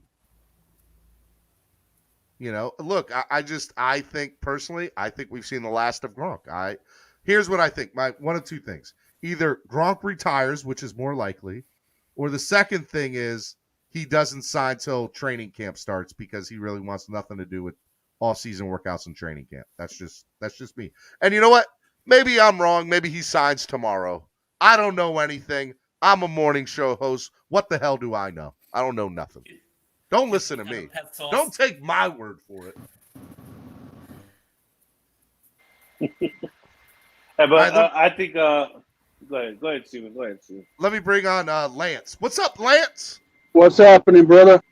Lance, what's up, man? I miss What's you, up? buddy. How you been? Oh, all right. I had headset problems before. Well, did you get it taken care of, Lance? Are you good now? Are you good to go? Does it sound good? You sound good and you look good. Well, I always look good. You know what? You're right about that, Lance. Hey, at 53 years old, I'm just saying, Lance, you're kind of a big deal, bro. How you been? I know. Man? What's going on? Pretty good. I was going to say, Gronk also said that he wanted to play with Burrows in Cincinnati in the end of last year. Look, I think he'll go to Brady. I mean, obviously, I think he's going to go to Tampa. I think if he goes somewhere else besides Tampa, and that's a huge if, it's going to be to a Super Bowl contender, which means, i.e., Buffalo, Cincinnati, the Rams. Right. I don't see him really going anywhere else besides Tampa. Him and Brady are at the hip. Yeah, and so I think that, but again, he does not need the money. That's what y'all don't forget. Gronk is super smart and super good with money. And if I'm correct, he hasn't touched a cent of his player money, of his contract money since he's been in the league. And then he'll seal the deal with the best combo quarterback receiver combo ever. Yeah. And he'll seal the deal even more with that. So, I mean, I don't think he's going to go anywhere. If he does, he'll go to Tampa. And then if not, then he'll just retire. And to me, it seems more likely that he retires than anything. But you never know. And again, just like I said, what the hell do I know? I'm a morning show host. I don't even know about the salary cap. I don't know nothing. I don't know why y'all listen to me in the morning. Well, the salary cap, no. Well, see, because you're the goat. If you don't use it all, you can carry it on. But I think they take a percentage of it off because you didn't use it, so they take a percentage off. I may be wrong, but I think that's how it works too. And you have to spend so much. Well, unless you unless you are an expert at it and you 100% know it, Lance, you can't say anything because then you're spreading misinformation, and God forbid you do that. Well, oh well. Look it up. I was like I said, I don't know for sure. Yep. Well, you can't even preface that anymore, according to the people. Not nowadays. You're probably right. You got to be perfect. Got to be perfect. They'll probably get me on social media spreading fake news and cut me off. Yep. We don't want that. We don't want that now. You know what? You know who doesn't spread fake news? You know who? Stephen B. Well, no, not even me. You know who doesn't spread fake news? You know who has very accurate sources, like the most accurate sources in the world? It gotta be Pete. It's gotta be Pete. What's up? Man. What's up, brother? How's everybody today? I was doing good till I was told I'm ignorant and I don't know anything and I shouldn't talk about things I don't know about. Steven, let me tell you something. You're one of the smartest, brightest fans out here in the nation. That's not what they were saying to me earlier, Pete. Steven, listen, my hot dog stand source is telling me you are great at what you do and continue doing it. Shout out to everybody out there today. But hey, let me tell you, the hot dog stand source that I got, Steven, I'm gonna tell you right now. What is the hot dog source telling you today, my guy? This is 100% facts. No, listen to me. Brady and Miami is not happening. Yeah. There is absolutely 0% chance that happens. As a football player, there's 0% chance of Brady playing for Miami for sure. I'd rather have Murray anyway. I'd rather see Tua, believe it or not. Hey, I'm saying if Tua doesn't work out this year, then I want Murray. Look at this. Practice hole 18. Tiger Woods. Are y'all ready for the Masters? I'm ready for the Masters. I'm sorry. If Tua can throw a football like Tiger hits a golf ball, we're good. I'm just saying. Ryan AP said I have the best morning show. I don't know how many other people agree with Ryan, but Ryan, I appreciate you, man. I appreciate you. Hey, Stephen B. What? Sing Diamond Girl. Huh? Sing what? Sing that song, Diamond Girl. Diamond Girl? I don't know that song. Oh, man. Really? I mean, that's an old. I'm old. Yeah, there was an old singer back. I think he was in the late '80s, early '90s. His name was Stephen B. If I remember. Wow. Yeah, well, and he sang Diamond Girl. Well, he's not Stephen D. He's Stephen B. And there can only be one Stephen D. No, it's that. The original. The original. Hey, Pete. Where did Pete go? Oh, snap. Pete left. Never mind. Suedo Spike says, "You my diamond girl." Pete says, "Be right back." He's going to check on his gas station source.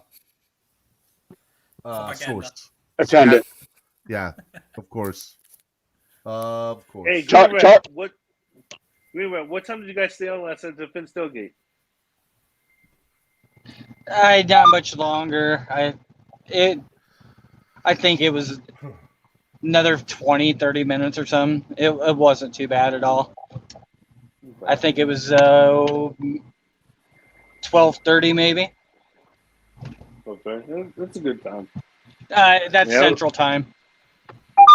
Oh, 1:30 my time. Lance, okay. I'm getting your voice truck beeping. I'm just gonna put you on mute for a sec, bud. Alrighty. You know, I can't. It's gonna be weird. Hey, real quick. So, you guys know I love baseball. Love baseball. Yeah. Right. Let's go Mets. And one of the things that I always, when I have Xavier on, is I talk all the time about baseball doesn't do a good enough job of marketing themselves. Agreed. Right? Yeah.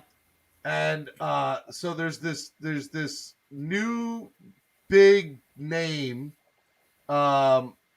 in Seattle named Julio Rodriguez. And I want y'all to remember this name because I think he's going to be one of the next big things in Major League Baseball.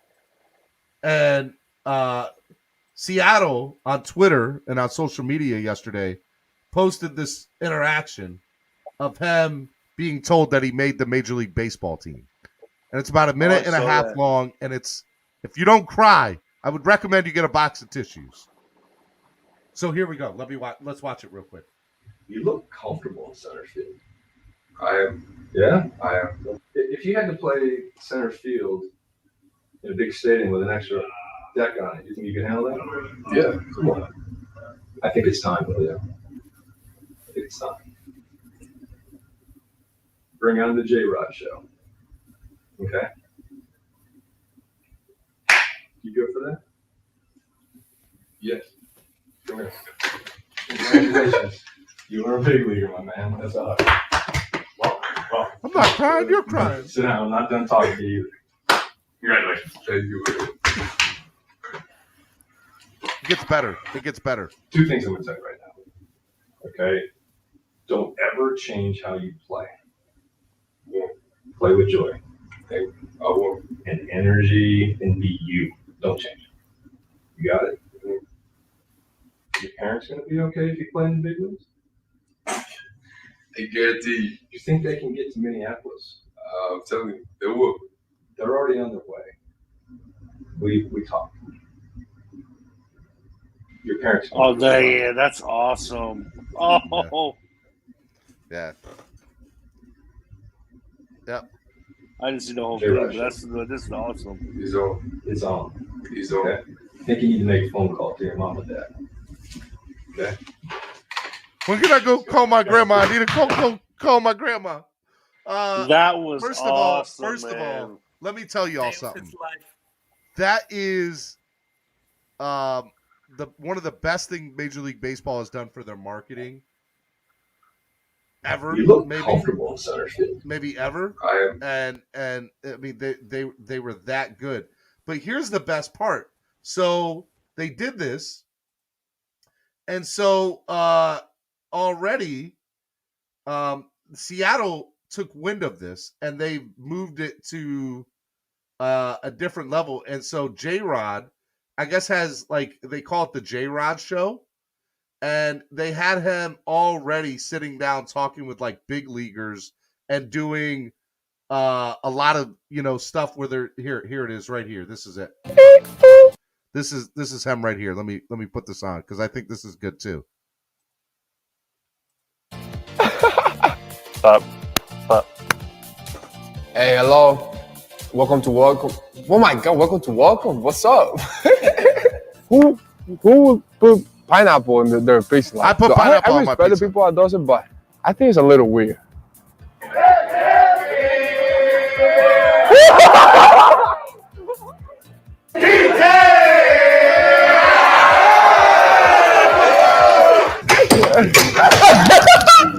Let's go. Can you hear me? Where's my dad at? My goodness, that was fun. My manager right here. There's something I don't like is heights. Are you trying to push me out now, bro? You could be a model, man. You're getting your hair cut like every week. You look No. Hey, it cannot be your girlfriend though. Okay. I'm gonna take this shot, man. No, you're not. You're not gonna get up there. No. Come on, man. Oh my God, bro. We definitely got it. Not even mini golf? I cannot hit it straight. That's the thing. I think I could be home. What would you be doing if you weren't playing baseball? Maybe a lawyer, man. A lawyer? Yeah. I remember I used to have fake chains. I would rock it like if there were diamonds. Like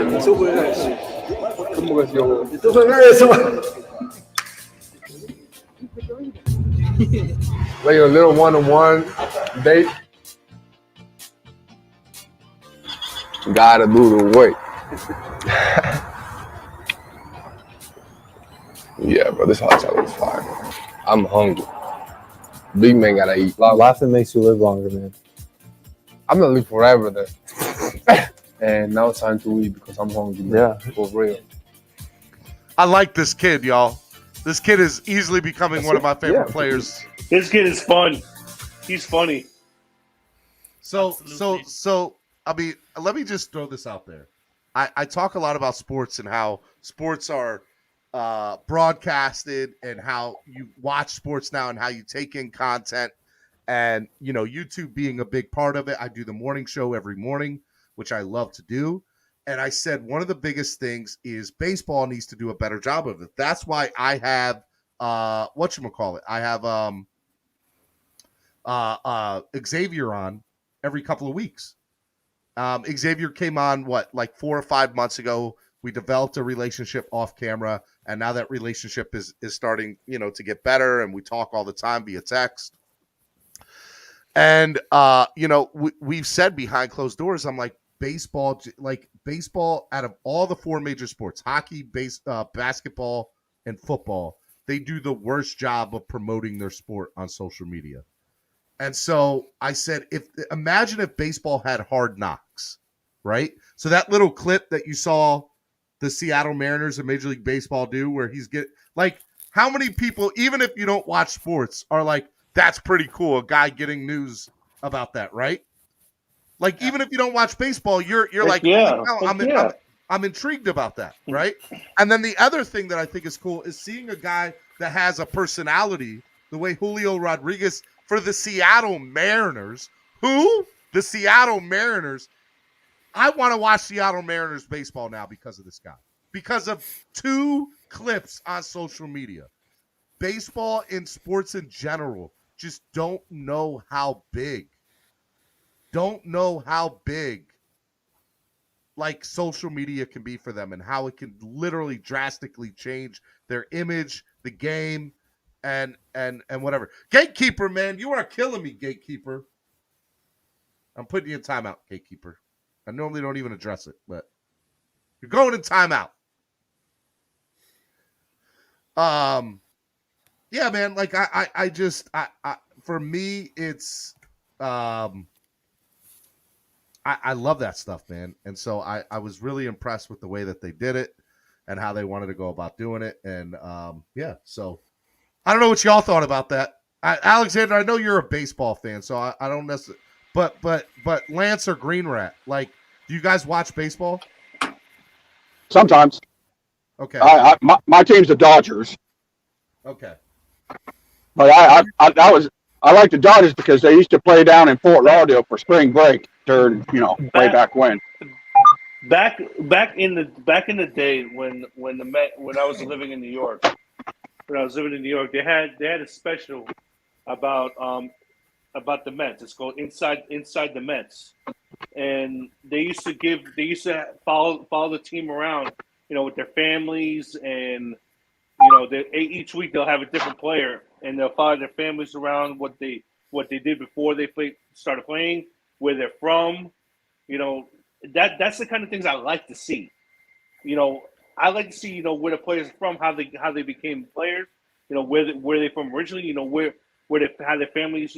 Because these are human beings too, and these are guys that came a long way. To play, and this is the kind of stuff I like to see. They need to do more of this. Go more on social media. Mike Trout, he could bring on. You can have like a Mike Trout show on social media. Bring on legends from before, like Pete Rose, Mike Piazza. All the good stuff, and interview them. That's the kind of stuff I would love to see. I don't know about you, Steven, but that's the kind of things I would love to see. I want to see baseball get more coverage than it does, and I think that it's such a great sport, and I think a lot of people, I mean, look, I get sitting through a 3-hour game with no time limit. Sometimes you feel like it can be boring, but 2 things. Number one, if you've never gone to a Major League Baseball game or a baseball game, period, even minor leagues, because I love minor league baseball, it's just fun. It's just the atmosphere is great, and baseball, I beg you to do a better job. And I'm here. I'm willing to give you guys more content because I love I like what the Marlins just did there. I think it's really, really cool. Hey, real quick, somebody that I wanted on yesterday, my man Crypto. What's up, Crypto? What's going on, Steven? Crypto, what's up, man? We were talking about Crypto. What's happening, y'all? We were talking about Dogecoin yesterday. Where were you at, my guy? It's a meme coin. It's still good. Bro, it was on fire yesterday. It was on fire yesterday. It happens. That's just short-term movement of the market. If you're gonna do it, you have to do it long term. Hey, look. What I'm telling you is, don't you think it's weird Elon Musk now is on the Twitter board? Don't you think, look, there's something there. Dogecoin might be a part of Twitter in the future. That's all I'm saying. I mean, all of them eventually will. They're going to try and make it into an exchange, but you can easily just purchase, buy, and sell on Twitter. You know, that's going to be the next news that's going to drop as far as being able to use your social media account to buy crypto. I know that's the next integration of it.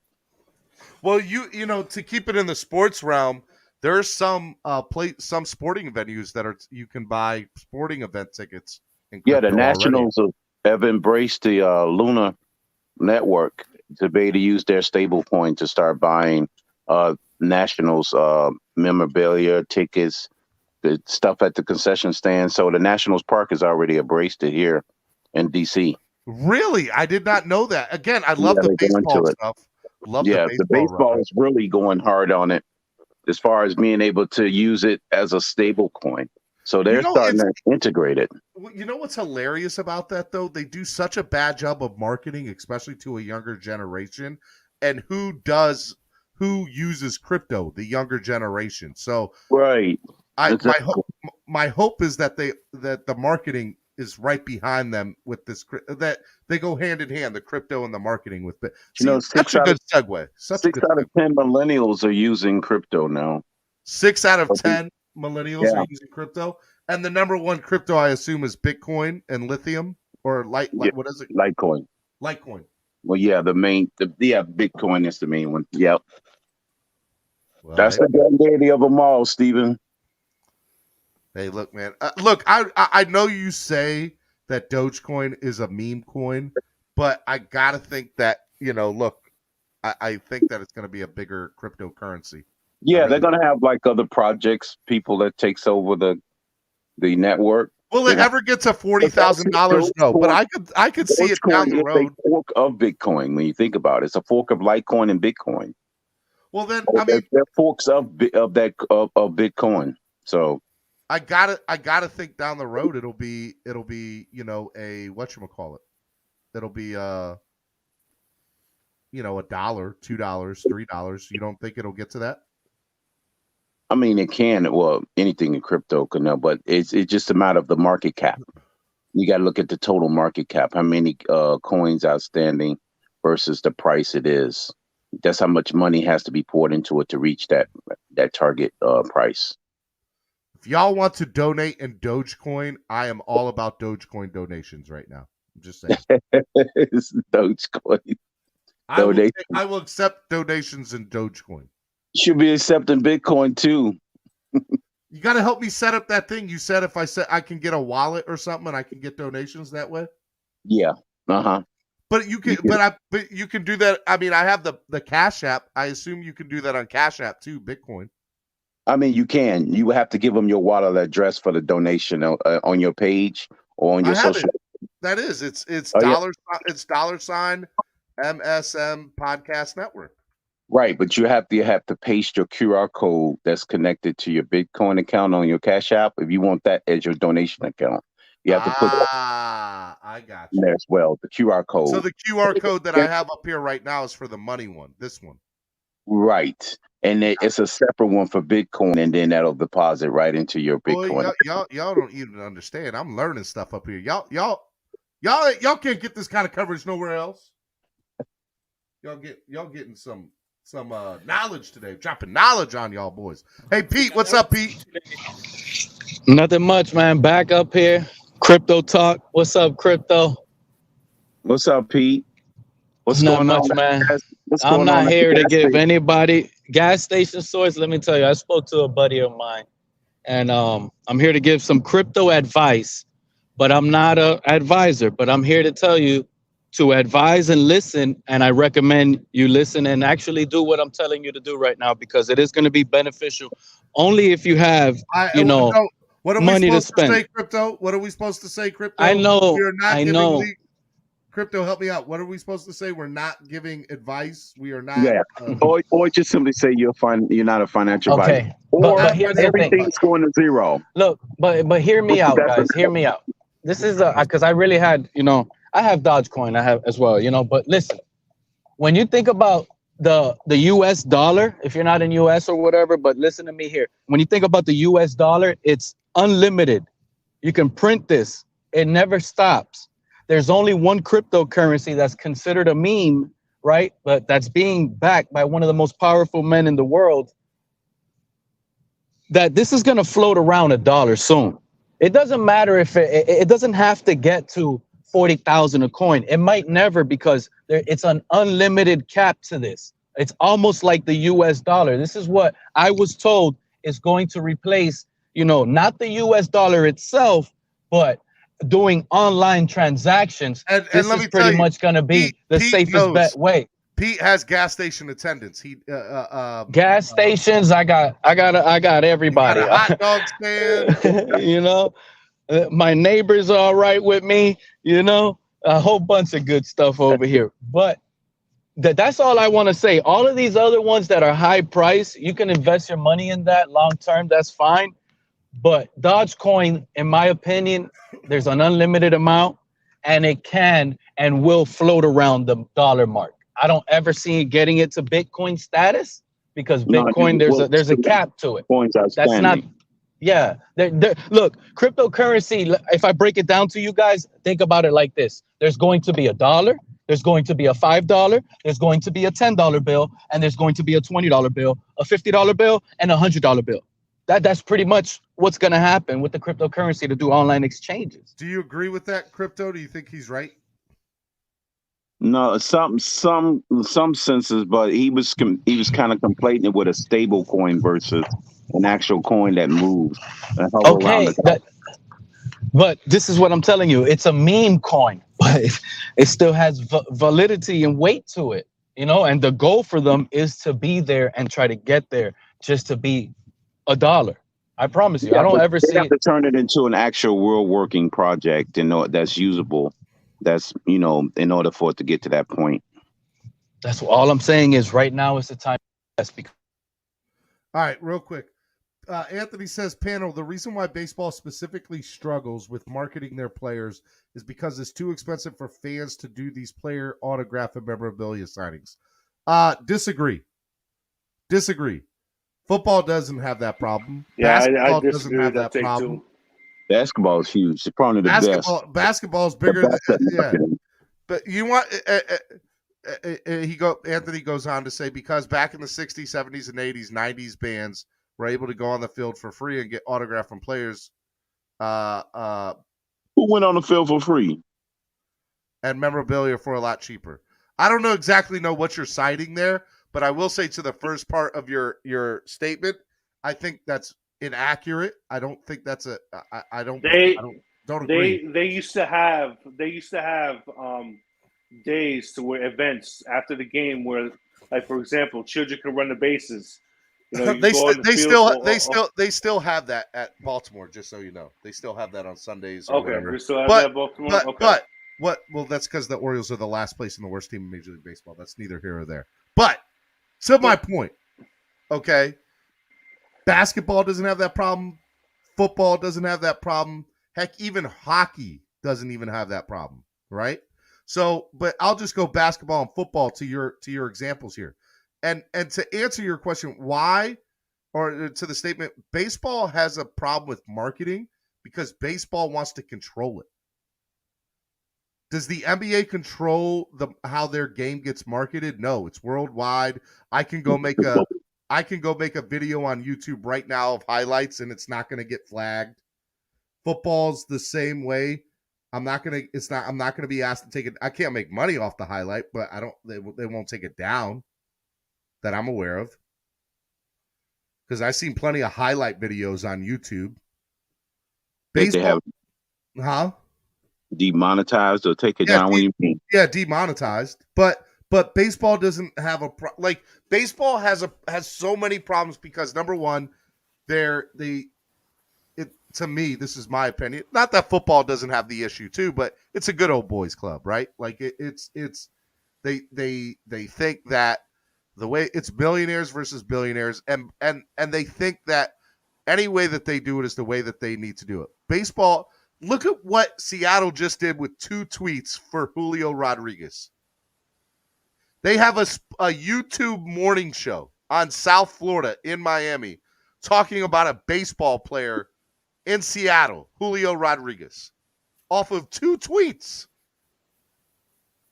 That's how big people don't understand the impact of social media.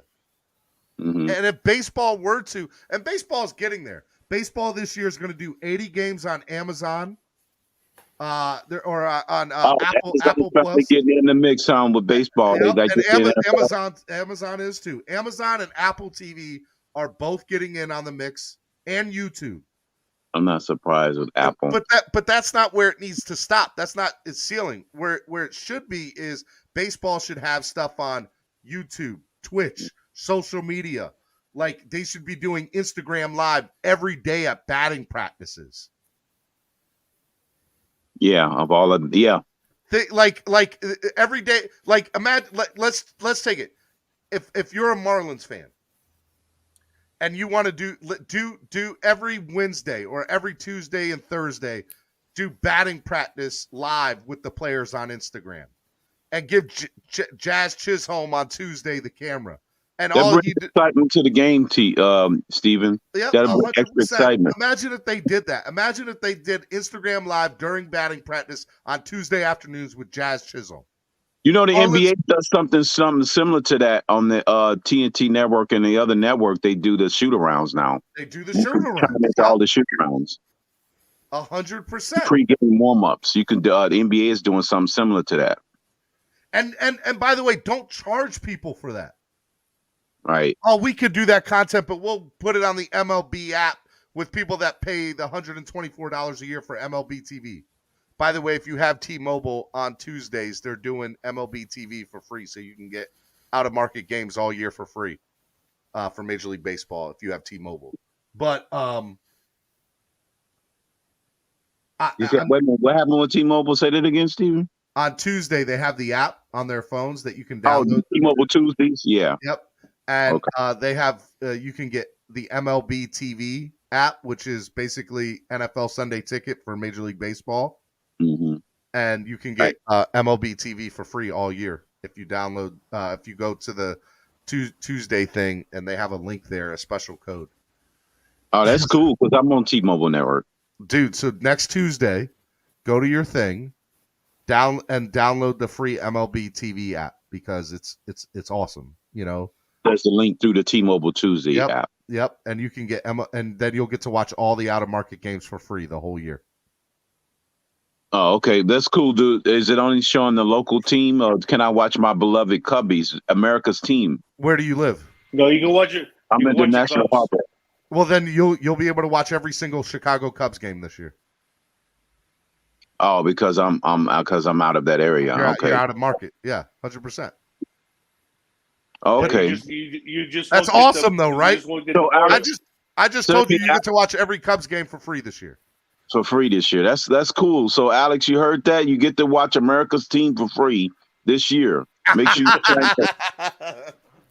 But I think it's just in the American market, right? Yes, I'm sorry, you people in Germany and the UK. You guys don't get it, Franzi. I'm sorry. It's okay. Baseball needs to do a better job, period. But I also am more the highlight guy, not watching it live. Also, for the marketing perspective, I'm not that much into the base or MLB sphere, but I think they don't have something like mic'd up. And I think things like this... imagine if Major League Baseball had mic'd up. Exactly. Yeah. How cool Mic'd that up, would be, that'd right? be cool. It's just a little and... They used to have that. The third baseman talk trash. Fox used to have that. Yeah, Fox used to have that. They did, but dude, this is what I'm talking about, Alexander. They only do that in the playoffs. I'm talking about like NASCAR used to do, and I still think they do a really cool thing where you can download the Hot Pass, right? And so I was a big Dale Earnhardt Jr. fan, and so I could watch the entire race from Dale Earnhardt Jr.'s car on Hot Pass. When they took that away, that's when I quit watching. Yeah. And so it sucks that they don't do that anymore. But imagine if baseball had let's say, and I just want to put it because I want to keep it Miami as much as possible. Jazz Chisholm, and to me, I just think he's their most popular player. Let's say Jorge Soler. Jorge Soler, you get a mic'd up game once a week with your favorite Marlins player, or your favorite Cubs player, or your favorite Yankee. And so every Tuesday they do that. And so on Wednesday of every week on YouTube, they drop a 30-minute show of mic'd up on Major League Baseball about the games on Tuesday. And they have all the hottest guys in the sports. Manny Machado from San Diego, Julio Rodriguez from Seattle, Jazz Chisholm from Miami, Bryce Harper from Philadelphia, Juan Soto from Washington. Who wouldn't watch that? Even if you're not a baseball fan, you're going to be like, I'll at least check it out. Hey, we got one person, Francisco Lindor from the Mets. They eat that up. You can have a Spanish version and an English version. Cater to both. I agree. I'm telling you right now, Major League Baseball should hire me, and I guarantee you on everything, their numbers would go up. I guarantee you if they hired me, they would go up. We need to make nothing. We need to make a social media a hashtag. MLB hire Stephen D. You know another thing that they could do, Stephen? They can have autograph signings at like malls and stuff. You know, Well, take like see, the fourth. I'm not even getting into that because here's the thing. If the other thing that bothers me too, right? If I have a pitcher, if I had a lineup of 5 players from the NFL, five of the top 20 players in the NFL, and I had a lineup of 5 of the top 20 players in Major League Baseball, I guarantee you on everything, 85% of the kids 12 and under that watch sports, that are just regular sports fans, right? 12 and under would be able to name all 5 NFL football players. NFL football players wear helmets. Why do we know what their faces look like? Because NFL does a great job of marketing them. If I go to Major League Baseball and I ask a random kid, 12 or under, who's just a sports fan, name all 5 of the people that are in this lineup of the top 20 players in baseball, that kid would not be able to do it. And they don't have helmets. You get to see their face the entire game. That doesn't bother you. That doesn't make sense. Like, that's stupid to me. Agreed. Shake Money says, I agree, Stephen D. Baseball should hire you because there's no salary cap. You're right, Shake Money. Then I wouldn't be ignorant. Shake Money, when you're right, you're right. I don't think the sport should have a salary cap. Do you want to know? Do you want to know one? You want to know one thing? It all points to one man. It all points to one man, Stephen D, and one man only, and his name is Rob Manfred. Well, Rob Manfred has a lot to do with it. But Bud Selig didn't. Bud Selig didn't help either.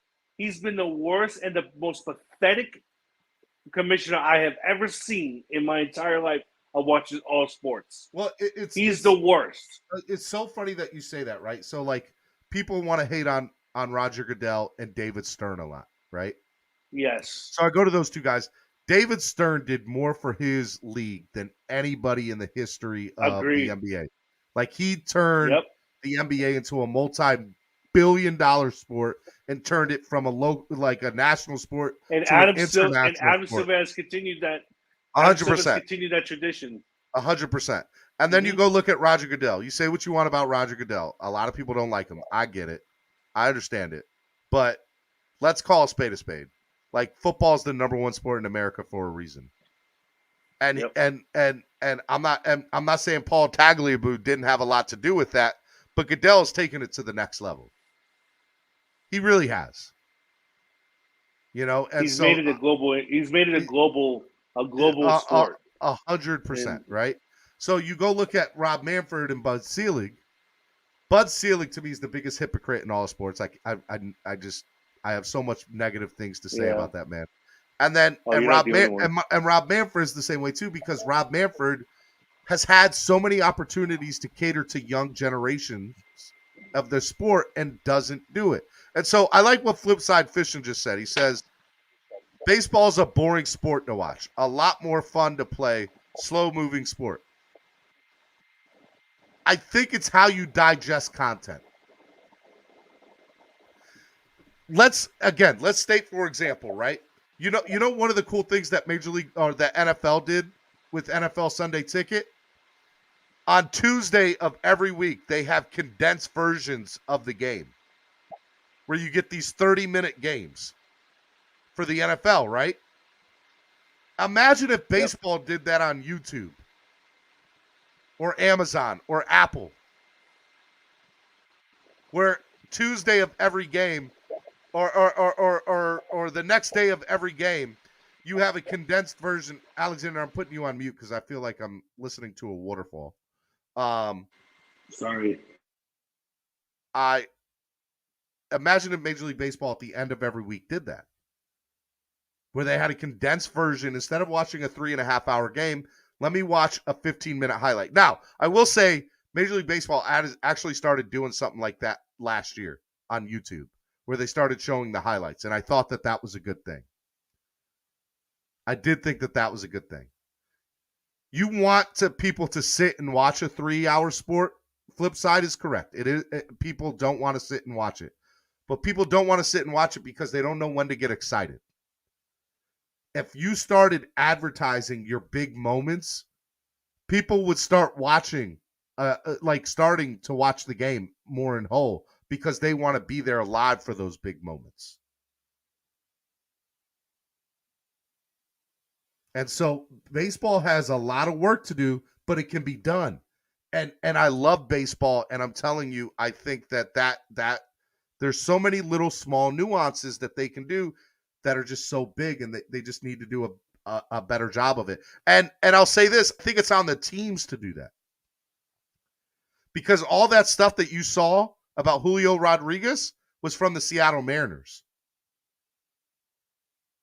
If the Miami Marlins and Baltimore Orioles and Oakland Athletics and all these teams, Kansas City Royals, started doing stuff like that, boy, look out. Baseball numbers would skyrocket over the next 5 years. Guaranteed. Guaranteed. He said, all right, Anthony says, let me explain this. Current generation of players are more pretentious than they think they are above the fans. You don't see a lot of autograph signings on the field anymore like they used to. These big money contracts have changed the mentality of players. They're not as open as they used to do on the field signings as they did in the 70s, 80s, and 90s. That's not a wrong statement per se, right? Players don't sign as much as they used to 20, 30 years ago, 40 years ago. You're right about that. You're right, 100%. 2 reasons why they don't. Number one, it's a business now. So now I have people that are standing outside of the stadium with books that are this thick, with cards and rookie cards and baseballs because they want to get an autograph to sell it on eBay. 2 things. Number one, I'm not knocking their hustle. I appreciate their hustle. But as if I know that my autograph can be worth something, why wouldn't I make my own money on that? So I don't knock the players for it, and I don't knock the fans for it. Number 2, I do think that they should do more to entice children, right? Like you're not gonna stop somebody who makes a lot of money from hiring a kid to go get autographs. I'll give you that. But I would say a majority of kids that are there wanting to get autographs are there because they want that person's autograph. They want that player's autograph. They want to have that moment, that experience. So I'll concede to your fact there, Anthony, that they do need to do a better job of signing autographs and being more personal within the with the fans. But I also think we live in a different world too, that, with COVID and just, the world of craziness that we live in, that, it's tough to interact with the fans the way they did 20, 30 years ago because we live in a different world now. So, that's my opinion of it. I think I think that there are so many different things. And by the way, all these sports should do a better job. That includes football. There's a lot of fans out there that are Dolphins fans that don't want to pay $400 for an NFL Sunday ticket. If Amazon had the package that DirecTV has, a few things. Number one, DirecTV would go out of business in a minute because there's no way that they'll survive without Sunday ticket. Just want to throw that out there. Number two, I think if Amazon or Apple TV had the NFL Sunday ticket package, they could cater it to where I just want to buy the Dolphins. Let me spend $150 for the full year for the Dolphins. And maybe Amazon caters it to where think about this. I want you to think about this for a second. I'm about to give Amazon $1 billion idea. Y'all ready? I'm about to give Amazon $1 billion idea. $1 billion idea. If Amazon gets NFL Sunday ticket, it's $400, $300 for NFL Sunday ticket now to get all the games, right? Let's say I go to NFL and say, hey, look, for $150, you get every Dolphins game this year. Okay, bam, take my money. I think they would be more likely to get individual fans to pay $150 for their favorite team rather than $300 or $400 for every game. That's the way I think, but I think there's a thing there. But let's say they come to me and say, "Hey, Steven, for an extra $100, we'll give you content year round. We'll have a 24-hour show. We'll have a round the year channel dedicated to your Dolphins." And let's say Amazon hired me to do a morning show about the Dolphins. And then they hired Dougley to do an afternoon show about the Dolphins. And then TD to do an evening show about. Imagine if they got YouTubers pumped in with them. And then so you get 24 hours of coverage. You get the team involved. You get player. If the NFL got involved with Amazon in something like that and made channels specifically for the team, who wouldn't pay $200, $299 for year content for the Dolphins every year? Who wouldn't do that?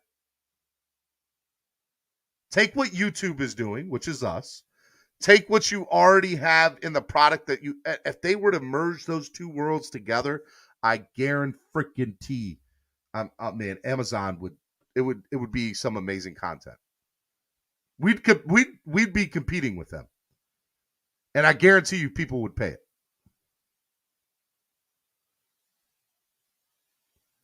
You guys are being real quiet in the back. Do you guys agree? Disagree? That's facts.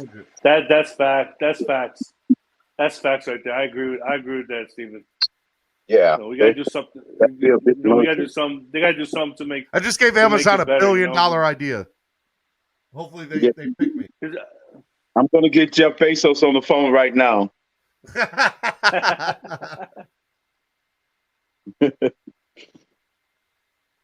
It is weird, you know, the way these the marketing goes, you know. I don't know, man. Something needs to get done. You know, I'm moving to Dallas this year, so I'm gonna have to spend money on the Sunday ticket to watch Dolphins. You know, and and look, until that happens, this is what I would tell you, man. Spend your money on Sunday ticket to get your Dolphins every Sunday, and then you get all your content right here on Miami Sports Music's podcast network, and there you go. You're set. You're good, Alexander. Of course. You get content all year. You know, see, I'm a regular here, so you know I'm never gonna, you know, of course I'm gonna log on to here. It's gonna be tough for me because you know probably the store I go to in Dallas is gonna be more busy than the store I'm at right now. So, yeah, it's gonna be hectic. Especially if you I probably won't be on as much. You going to Dallas football? I'm going to Rockwall County, just about 45 minutes outside of Dallas. That's where I'm living. We got a 4-bedroom house, 2-bedroom house over there. Me and my wife and for the kids. Probably a lot cheaper. You over here balling. You over here balling. It is in Miami, right? 2,100 a month For the house you're going to, or the house you're at? The house I'm going to. Oh, okay. Anthony asks. I pay 16. Do you think having somebody's elite minor league prospects having NIL deals on top of their contract they already have for good marketing? The concept of NIL with minor league players is cool, but I think that's on the team to do it, right? Like, I think every minor league you want to go see who does great production for minor league baseball or sports period. I want you guys go look at the Savannah Bananas. Savannah Bananas. They are an independent league minor league team. That sounds like a cartoon back in the 80s. But that go look at them on Instagram. Savannah, what are they? Savannah Bananas. Yeah, that sounds like a cartoon. All right, hold on. Look at this. So let me stop the screen share. It's like bananas in pajamas. Bro, this is their Instagram page, bro. Their Instagram page is just straight fire. Like it. By the way, they do crazy stuff. They're an independent league, right? So they've done things where, like, all right, tonight's game, if a fan catches a fly ball, it's an automatic out. So they do stupid stuff, but they're so good with their marketing. You know? What's an automatic out? That if a fan catches a fly, they had a night last year where that if a fan caught a foul ball, that it was an out for the team. They made it an out. You know? Here, I think this is it. Tonight, the Bananas and the Stands made history by a fan catching a foul ball for an out. I wish that was the case with the Bartman ball. No doubt, right? World Series. But guys, you like, still on that crypto? My gosh. Come on. But this is the type of stuff that I love to see, right? Like this is like they can't. So this was one on Friday night in Montgomery. The Bananas made banana ball history by throwing out Brady West, who was trying to make 2 bags on a walk turn sprint. No walks rules. On ball 4, a walk becomes a sprint. Every defensive player has to touch the ball before it becomes live. Oh my god! I'm sorry, I love it. They have sold out every single game in Savannah, Georgia. Everybody has to touch the ball before it's live. Yeah, before they can tag the person out. Oh man, that's crazy. That's cool, right? How many runs was scored in that game? They got the out, which is crazy to me.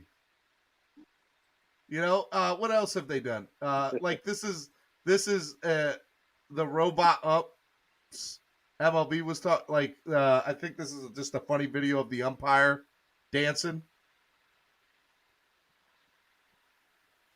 Mm-hmm. I think their marketing is great. You want to go see some really good marketing? Go check out this team, the Savannah Bananas. Savannah Bananas. Savannah Bananas. Oh, look at them dancing while they're pitching. I love it. They make baseball fun. Who wouldn't go see this with their family? Yeah. No, that's cool though. That's pretty cool though. And then they have some really cool stuff too of like players walking up. So this is a player walking up to. By the way, these yellow and blue jerseys are straight fire. Love their jerseys.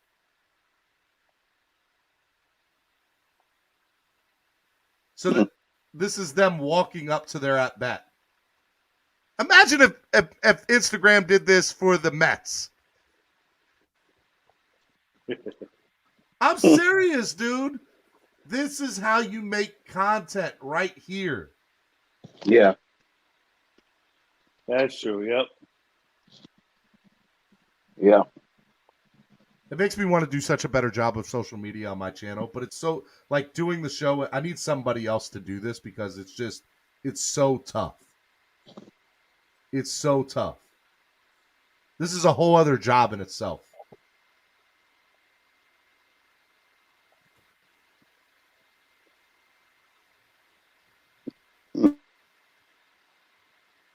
I love it though, man. I think they have great stuff.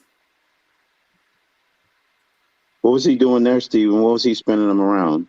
It was just something that they were doing to going on the field and getting spun around by a spinning chair by a player between innings. I'm telling you, it can be simple stuff as that. Like their marketing is genius. Their marketing is great. Joe Burrow smoking and what's he called? Joe Burrow smoker. Was he in one of their commercials too? No, they were just doing stuff. So, Steven, now you want baseball version of the Globetrotters? Now, look, I guess it would be their version of the Globetrotters. Don't get it twisted. But I like it, though. But it is probably baseball's version of the Globetrotters. But, but what I will say, the point I'm trying to make to all this, gentlemen, is, and ladies, if you're listening, is that you, in order to make, I don't want to hear the argument, nobody wants to watch a 3-hour game. Because that's not what it is. Making great content can be 15 seconds and 30 seconds. And if you make good content like that and more constructive content, your numbers are going to go up on that alone. For anything. My show included. I need to do a better job of marketing on social media. But I just don't have the time to do it. What's up? So I took my wife to a Marlins Mets game about two years ago, right? No, I'm sorry, 2020, I believe I took her to the Mets Marlins game. So she's sitting there like, man, this is boring. Man, this is so boring, babe. Like, babe, how do you not? You have the only reason why it's boring to you because you don't understand what's going on. You don't understand. Because how can I not understand what's going on? How can I not understand? All you do is throw the ball and the catcher has to catch it. It's either strike and you just run around the bases and you hit the ball. Like no, that's not how it goes. There's more to it than that. And she fell asleep in the 6th inning, and she woke up in the 8th inning. I'm like, oh my gosh. I'm like embarrassed here. I'm like my wife fell asleep next to me, and I'm just like, oh my god, I'm so embarrassed, Steven. Let me bring on my man Von Joe. What's up, Von Joe? Yo, what's up, Steven? Von Joe, what's up, man? How's everybody doing? How are you? Sorry, I put everybody to sleep with that little story. Yo, listen, I was watching that baseball with the Savannah Bananas. Savannah Bananas. Say it with me. Savannah Bananas. Them people. Have you ever seen that movie with Will Ferrell with the basketball team, the Miami Tropics, or it's called the no, semi-pro. Semi-pro, yes. That's what that reminded me of. Yeah. It reminded me of baseball version of semi-pro. I mean, like, look, sports is all about marketing, guys. Like, go, if you're watching that new show on HBO right now, Winning Time, about the Lakers, that's all Jerry Buss did. Jerry Buss obviously put a great product on the court for the Lakers back in the day with Kareem and Magic and Storm and Norm Nixon and all those guys. Don't get it twisted. But he made the experience itself, going to a Laker game, an experience and a whole thing. Steven, you know what's going to make it hard for baseball to really get back into it?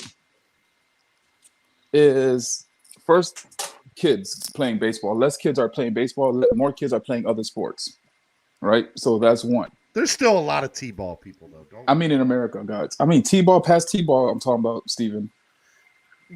Look, I'm telling you that personally, there's still a lot of people playing baseball. They don't have. That's not a problem that they have. But I'm telling you, it is because there was a study done on this a couple years ago that the reason why football and basketball and even soccer is even growing faster in America than baseball is because of accessibility. Baseball is a more expensive game to play than those other sports. It's true. You gotta buy a bat. Oh you gotta yeah, buy that a is glove. true. You gotta Yeah. have cleats. You know. Yep. So it's a more expensive game to play. Soccer, you just need a ball. Yeah, Now, that's granted, all. you need shin guards and good soccer shoes, but you know You can survive without shin guards. You Trust me, can- I got the yeah. scars to prove it. a lot of people do. and also, secondly, is real estate. I mean, football you could play in the middle of the street. Soccer you could just play in any open field. How many baseball diamonds are out there for kids to go play? Level Especially- two noob says. Level two We had noob said just Bondo. It's just like you said, the equipment was a factor. We had baseball diamonds. level 2 noob said just but ordered not a in inner banana. city. Level Inner 2 city noob, baseball diamonds. Hey, can I we had- finish my statement? Yo, killing me. Level 2 noob just said, I just ordered a bananas hat and T-shirt. You owe me $55 because it's your fault. What? You should level 2. You could have sat there and donate that to the show. You could have What's wrong with donated you? that to me. Steven, don't You're you have killing merch? me, level 2 noob. My guy, what's Typical up? Cubs fan. Steven, don't you have merch that he could have purchased? So real talk. Actually, I'm glad you said this. So yesterday I had a conversation.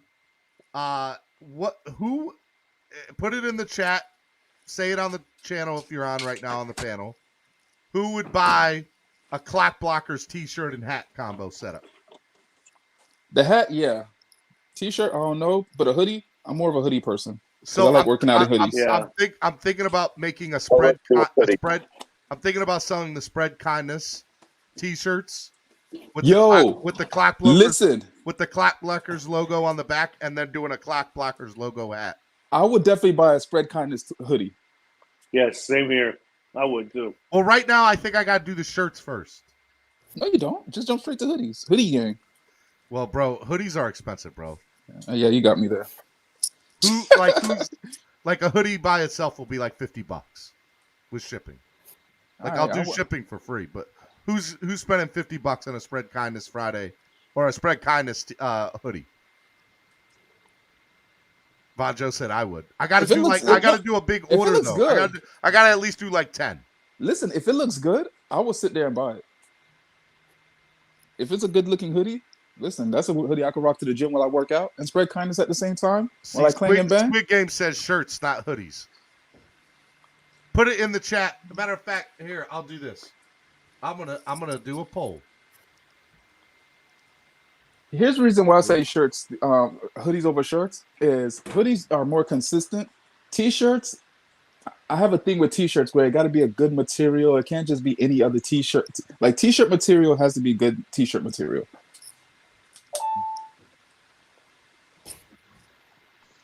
Come on, Von Joe. You're not abandoning Fruit of the Loom. T-shirt, but my girlfriend would kill me because she already says I have too much T-shirts and have to throw some of them away.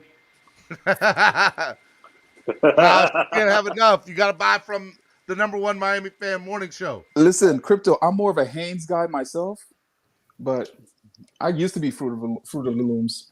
Hey, in the chat, I put what You let MJ would you rather talk you have a shirt or a hoodie? And basically, the question should have been: would you rather pay for a shirt or a hoodie? If you do the hats, will it be a snapback or fitted? It'll probably be like one size fits all. Okay, I dig it. Spread kindness I can see it now. Spread kindness on the front and the logo of Miami Sports Music on the back. Well, I was thinking about doing here. This is here, or even the Clock Blockers logo on the back. I dig it. Well, I wanted to make flip flops with the Clock Blockers logo on it. If you make flip flops, you got to put flip floppers on there. You got to. I know. That would be dope. I would agree. Courtesy of Stephen D. Flip flops. That wouldn't be courtesy of nothing. Y'all would be paying for it. I'm just saying. You gotta put, if you got flip flops, you have to put on there somewhere, somehow, flip floppers. Home of the flip floppers. It has to be on the flip flop, Steven. Yeah. I'll be up in rage if you do not do that. I will protest outside your state, your house, your home. I don't know where you live for real, but I'll be somewhere up there protesting. On social media. I'll come for you on social media. Apparently, that's where people go for people. I mean, I know. Crazy. How about polos? Nah. No, I don't. No. What am I gonna do? No, I'm not. No, ain't nobody wearing polos around, just around. I wear Ralph Lauren Guys, polos. whatever I do, I have to get in bulk, right? So if you guys said, okay, we'll do T-shirts, right? I would need at least 10 orders to fulfill it, right? So a T-shirt might cost $30, but it'll be free shipping to inside the U.S. Franzi, if it's outside of the U.S., you're gonna have to pay for shipping. Yeah, that was clear. But he likes me. Franzi sound hurt by that. Like, dang it. Yeah, because that's how it would probably be. It would be like $30 for a shirt with free shipping, and it'd be like $55 for a hoodie with free shipping. Hey, do it. And a hat would cost you $32. What was that movie? Was it where they like do it? With the guy, and he played like it was like Starsky and Hutch. You ever seen that movie? Yes. Oh, gosh. My man is the who's Owen Wilson. Yeah, he like do it. I love Is it. Wedding Singer? He does. I'm sorry, is it Wedding Crashers? Wedding Crashers is great. No, it was not Wedding Crashers. The movie wasn't Wedding Crashers. It was Starsky and Hutch. Oh. Well, yeah, I know. Okay. That's three out of and by the way, Vaughn. 3 out of the Joe, 4 games you tomorrow mentioned it. for Major League Baseball, because they What's were up? supposed to have 4 games tomorrow for opening day. 3 out of the That's 4 thing, that's another thing, have Steven. all been postponed. Steven, the baseball season is so long. I'm telling y'all, it's about how you market it. But still, I don't many expect a new fan to sit for 3 hours yet. Steven, the thing with baseball, it's long. It's a long game. It's a long season because even basketball season is long, but the games are fast and high impact, and there's excitement almost every play. There's some type of excitement, whether it's a dunk or half court 3. So that's why they even made the rule change to open it up for the offense, right? Even the NFL is fast.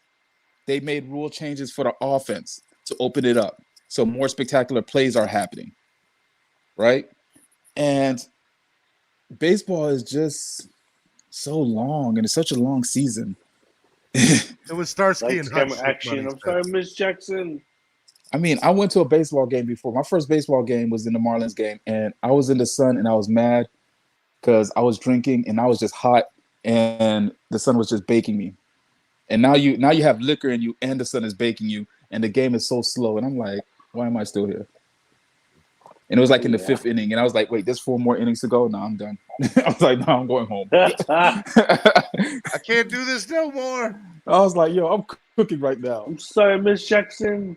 All right, guys. I'm sorry, Miss Miami Jackson. Sports Music's #1 Miami Fan Morning Show. I want to remind you guys. That's if Mr. you Cheeks, guys- by the way. I understand that. If you guys donate in increments of $10, okay, in increments of $10, you will get entered to a raffle on Friday for this bad boy right here. Brandon Jones 8x11 autograph. That's nice. Okay. Brandon Jones 8x11 autograph. It's PSA certified. Okay. If you donate in increments of 10, you will be entered to win or get into the raffle on Friday afternoon. So Friday, it's a nice. It's nice. $10 is 1 slot, $20 is 2, $30 is 3. If you donate on Cash App or PayPal, I will double your donations. All right. Oh, Hey, so mine got doubled yesterday because I did send you $10. Shoes, guys.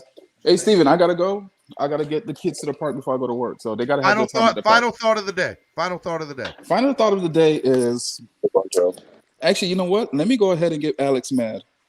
And I know ABAB is. I know ABAB is. Don't just drop a bomb and then leave. Since it's Mortal Kombat, listen, we don't even have Mortal Kombat Wednesday no more. So I just want to drop a bomb and leave. Hey, it's okay. I just noticed. I can handle it. I'm just gonna know, and I want ABAB to hear this too, and probably CB. I just noticed that Lamar Jackson didn't sign his extension yet. Ice. No, Von Joe. I'm just saying. Anyway, fins up, guys. Love you. No. Von Joe, you've I'm done gonna. a million things. Hey, if Von Joe if I know Von Joe is still probably gonna listen, but here's the thing: Lamar Jackson, as a passer, no, he cannot. He has a hell of an arm, but he has no accuracy with his arm at all. And McDaniel will have to switch up his entire offense if Lamar Jackson comes here next season. So everything I'm has not, to be retained. not having a conversation about Lamar Jackson at the end of the day. Not going to happen. I'm sorry. I'm just no Lamar Jackson talk. And Von Joe, you're in timeout, Von Joe. I mean, yeah, Von Joe. How dare you come up and drop a bomb like that and then just leave? You're killing me, Small. Killing me. All right, killing me. Guys, donate to the channel. Help the channel grow. Final thought of the day. Franzi, final thought of the day. So my final thought of the day is a question to you, Stephen. And I got this question since we signed Terran Armstead. So he's a rapper in his free time. So Yes. when will we see a solely T-stat feature? I'm sitting here in Germany waiting for it, and I will love it. Well, number one, thank you, Franzi, for coming on. Love you, brother. Thank you so much for coming on. To answer your question, Franzi, the Honorable Solo D and T-Stead, as he is known, that is trying to happen through back channels. So we're trying to set that up. I don't know if it'll happen, but it is being tried through back channels. We'll see what comes of it. But I would love to see a T-Stead Solo D collab. I think it'd be an awesome collaboration. I agree with you, Franzi. It'd be a great, great collab. All right, Miami Sports Music's #1 Miami Fan Morning Show. Clock Blockers. I'm your host, Stephen D. If you haven't done so already, hit the like button, donate to the channel. I'll tell you what, anybody who donates $10 or more right now, I'll send you a free sticker and patch. A free sticker and patch if you donate $10 or more right now to the channel. Let's go. Free sticker and patch. Let's go. All right, let me go to Alexander. Final thought of the day, Alexander. Hey, just got to take it one day at a time. I just hope that, that baseball starts to up their ante, when it comes to, social media and stuff like that. Mm-hmm. And more, and how do you say it? To get more people into the game. I just, my mind went blank here. I'm sorry, Steven. No, it's all good, man. It's all and good. Also as far, they just got to put more content out there to draw the fans more. And the same with the Marlins, and it just goes for every baseball team. But as far as the Dolphins, let's see where this goes. Hopefully, they'll make one more big splash. If not, then we just gotta wait for the draft. But everybody have a great rest of the day. Love you guys. Stay blessed, my friends, and stay safe as well. You too, Alex. All right, brother. Be good, man. Have a good one. You too. Thanks. Bye, man. Yes, Alex. All right. I got Brian in the back room. Brian, what's up, Brian? Sorry I put you on at the end. I think you've been back there for a while. I just saw, man. I apologize. Brian, you there? Take yourself. Do you guys hear me now? Yep, I can hear you, man. Sorry about leaving you in the back room, bro. That's all right. I mean, Alex, if we do have a Lamar Jackson, he won't change the whole offense. I mean, he fits the offense. And then I know Von Joe, like reaching in his bag for the antics again. We know that. I know. Von Joe, always with the shenanigans, bro. Those two haters cannot live. They can't be happy when two is winning. Von Joe's such a hater. He's such a hater. I agree with you, Brian. He's such a hater, bro. Like Brian, he's a hater. Brian, man, final thought of the day, dude. Final thought of the day. I know I was leading the Preston Williams hype train, rightfully so. But Limbo in the eye, man, I think he might be another sleeper for us. I hope you're right. I can't wait to see what it does. All right, Brian, be good, man. Be easy, buddy. Come back tomorrow. bright and early. Be good. All right. You started to sound crackly there at the end. You started to sound like a robot. You were starting to sound like a robot. Crypto, Dogecoin, baby, to the moon. To the moon. Yeah. As long as you tell everybody that it's going to the floor first, then you don't have to give the couple. You won't have to give that statement about being a financial advisor. That means they're aware of it going down as well as up. To the moon, baby. To the moon. All right, bro. Final thought of the day. Tell people what they need to do as well. Well, I think it's interesting, the baseball thing you were talking about earlier, how they invent ways to make the game interesting. Football can do the same thing. And I was saying, you think the Dolphins subscriptions can be like Amazon, where like Amazon Prime when it comes to YouTube content? That's a possibility. Where you give them a package deal of all content creators on one channel or whatever, and they come out different times. So be kind of like an Amazon Prime. You get everything. Or you can go to your favorite sports team and you can personalize everything. You know, be kind of a good deal. So Jeff Bezos, if you're listening, I want you to put it in action. You just got to hire me, Jeff. That's all. You got to hire me, bro. Yep, hire Steven. I need the bag. I need the money, son. That's what I need.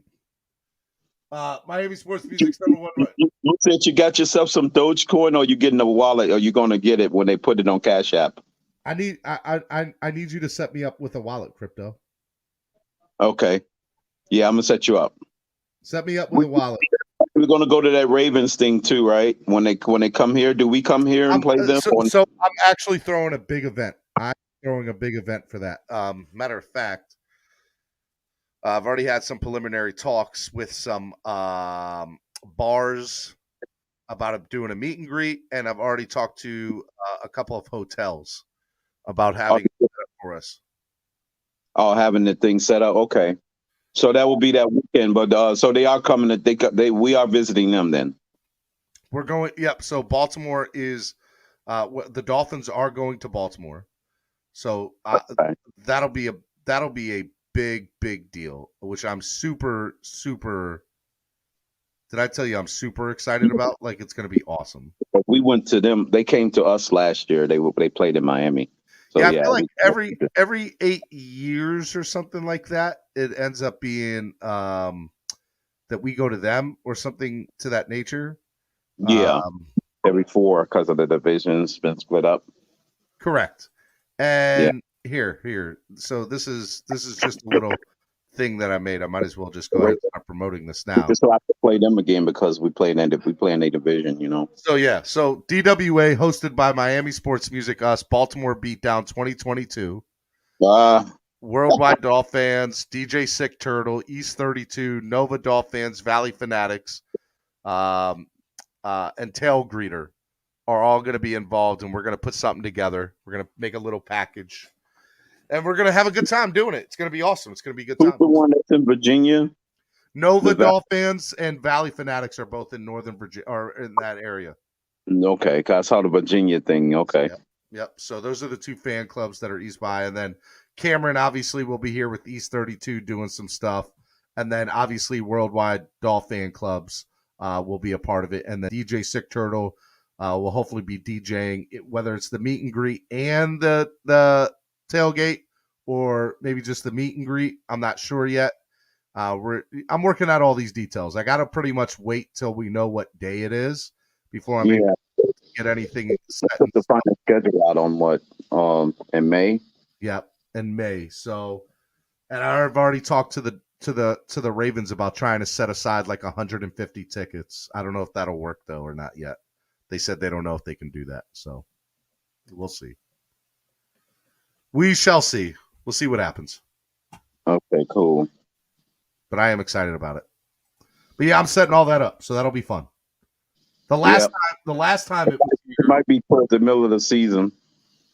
Well, I'll tell you, the last time it was here, we got killed, obviously. But everybody says they had a great time at the at the meet and greet. It was a lot of fun. I'm trying to find the photos from it because it was a good time.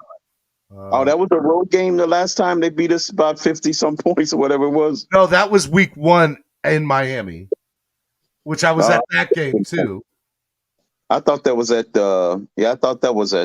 Miami. Yeah, but they came here. They came here. They came to Baltimore 5 years ago, something like that. Yeah, about 5 years. That was the Tannehill Bowl when he got destroyed 29-3 or something like that, or 10. So that was interesting there. So it was we got killed, we got creamed, but we had a lot of fun. Yeah. But all right, Crypto Man, tell everybody what they need to be doing. Like what? What do you mean? Donate, like, share, comment, subscribe. Yeah. Yep. Like, comment, subscribe, share, post it on all of your social media outlets, and get it done so Stephen D could be the 1 million subscriber within the next 9 months. I would love that. Rolling. Yep. Yep. All right, Crypto, be good, bro. I appreciate it, man. Okay, then, man. I'll holler at you. Yep, be good. Miami Sports Music's #1 Miami Fan Morning Show. Clap Blockers. I'm your host, Stephen D. I hope you all had a good time, man. Hope you all had an amazing time, actually. An amazing time. Who had an amazing time here today? Put it in the chat right now if you had an amazing time. Say, Stephen, we had an amazing time. Tomorrow's Throwback Thursday. So I'll be wearing a throwback jersey tomorrow. Y'all need to be wearing throwback stuff too. We'll hang out tomorrow. Sounds like Batman's going to be in the building tomorrow. Friday for Spread Kindness Friday. I'm going to have Cameron on. He'll be co-hosting with me on Friday. I'm hoping tomorrow will be a lot of fun too because we're supposed to be pre-recording something with Xavier for some baseball content. So that'll be a lot of fun doing some stuff with Xavier Scruggs tomorrow. So be on the lookout for that. But we got a lot of stuff to do. Got a lot of stuff going on. Just because the season is over doesn't mean that the season stops here on the Miami Sports Music Podcast Network. We are doing big things here. Matter of fact, there's 46 of y'all still watching. All 46 of y'all donate $5 right now. Go. Donate. Matter of fact, I dare somebody to donate $50, $100, $250, $300. I bet you don't nobody donate. Nobody's going to donate that. Nobody's going to donate $100. They won't do it. They're scared. They won't do it. They won't. I'm probably right. They won't do it. Look, I really appreciate if y'all donated to the channel. If y'all are not able to financially, I get that.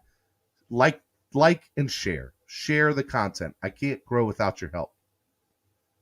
Cannot grow without your help. So donate if you're able to. If you're not, share. Share the content. Share the link. Got to get people watching. Got to get people subscribed.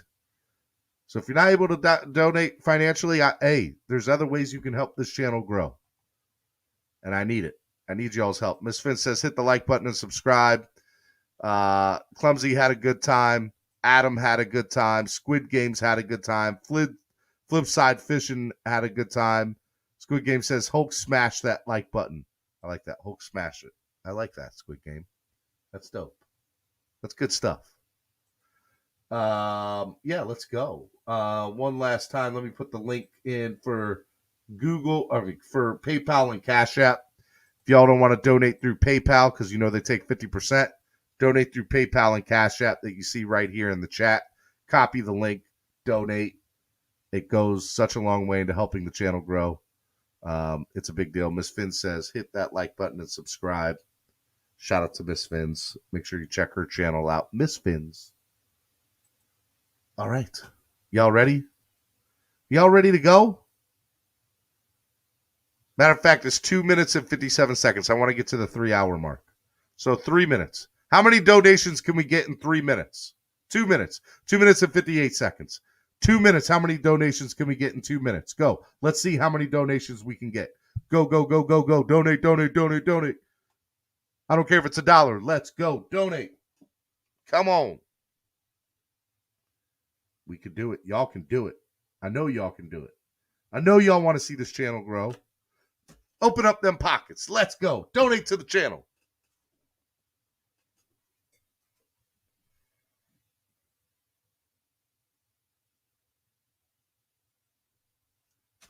Come on. Come on. Who's donating? We got a little bit over a minute left. Minute and 15 seconds left till the 3-hour mark. And then I'm getting off here. Then I'm gone. You're never going to see me again till tomorrow. Let's go. Let's go.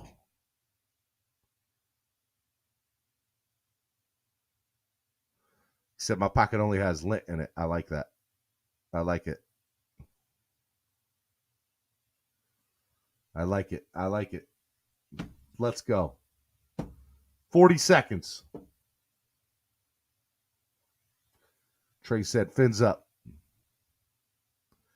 Never say something big could always happen. You're right, Adam. Could always happen. You're right. You're right. Somebody could donate $500 right now in the last 20 seconds. I don't know who would, but they could. They 100% could. They could donate $500. They could donate $1,000. Just saying. Help the channel grow. Let's go. 5 seconds. No donations in the last 2 minutes. Come on, y'all.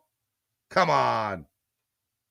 All right. Tomorrow morning, bright and early, right here. I do love y'all. Y'all are the best fans in the world. I will see y'all tomorrow. Right here on the Miami Sports Music Podcast Network. Let's go. Clock Blockers, home of the #1 Miami fan morning show. We'll see y'all tomorrow. See y'all later. Peace.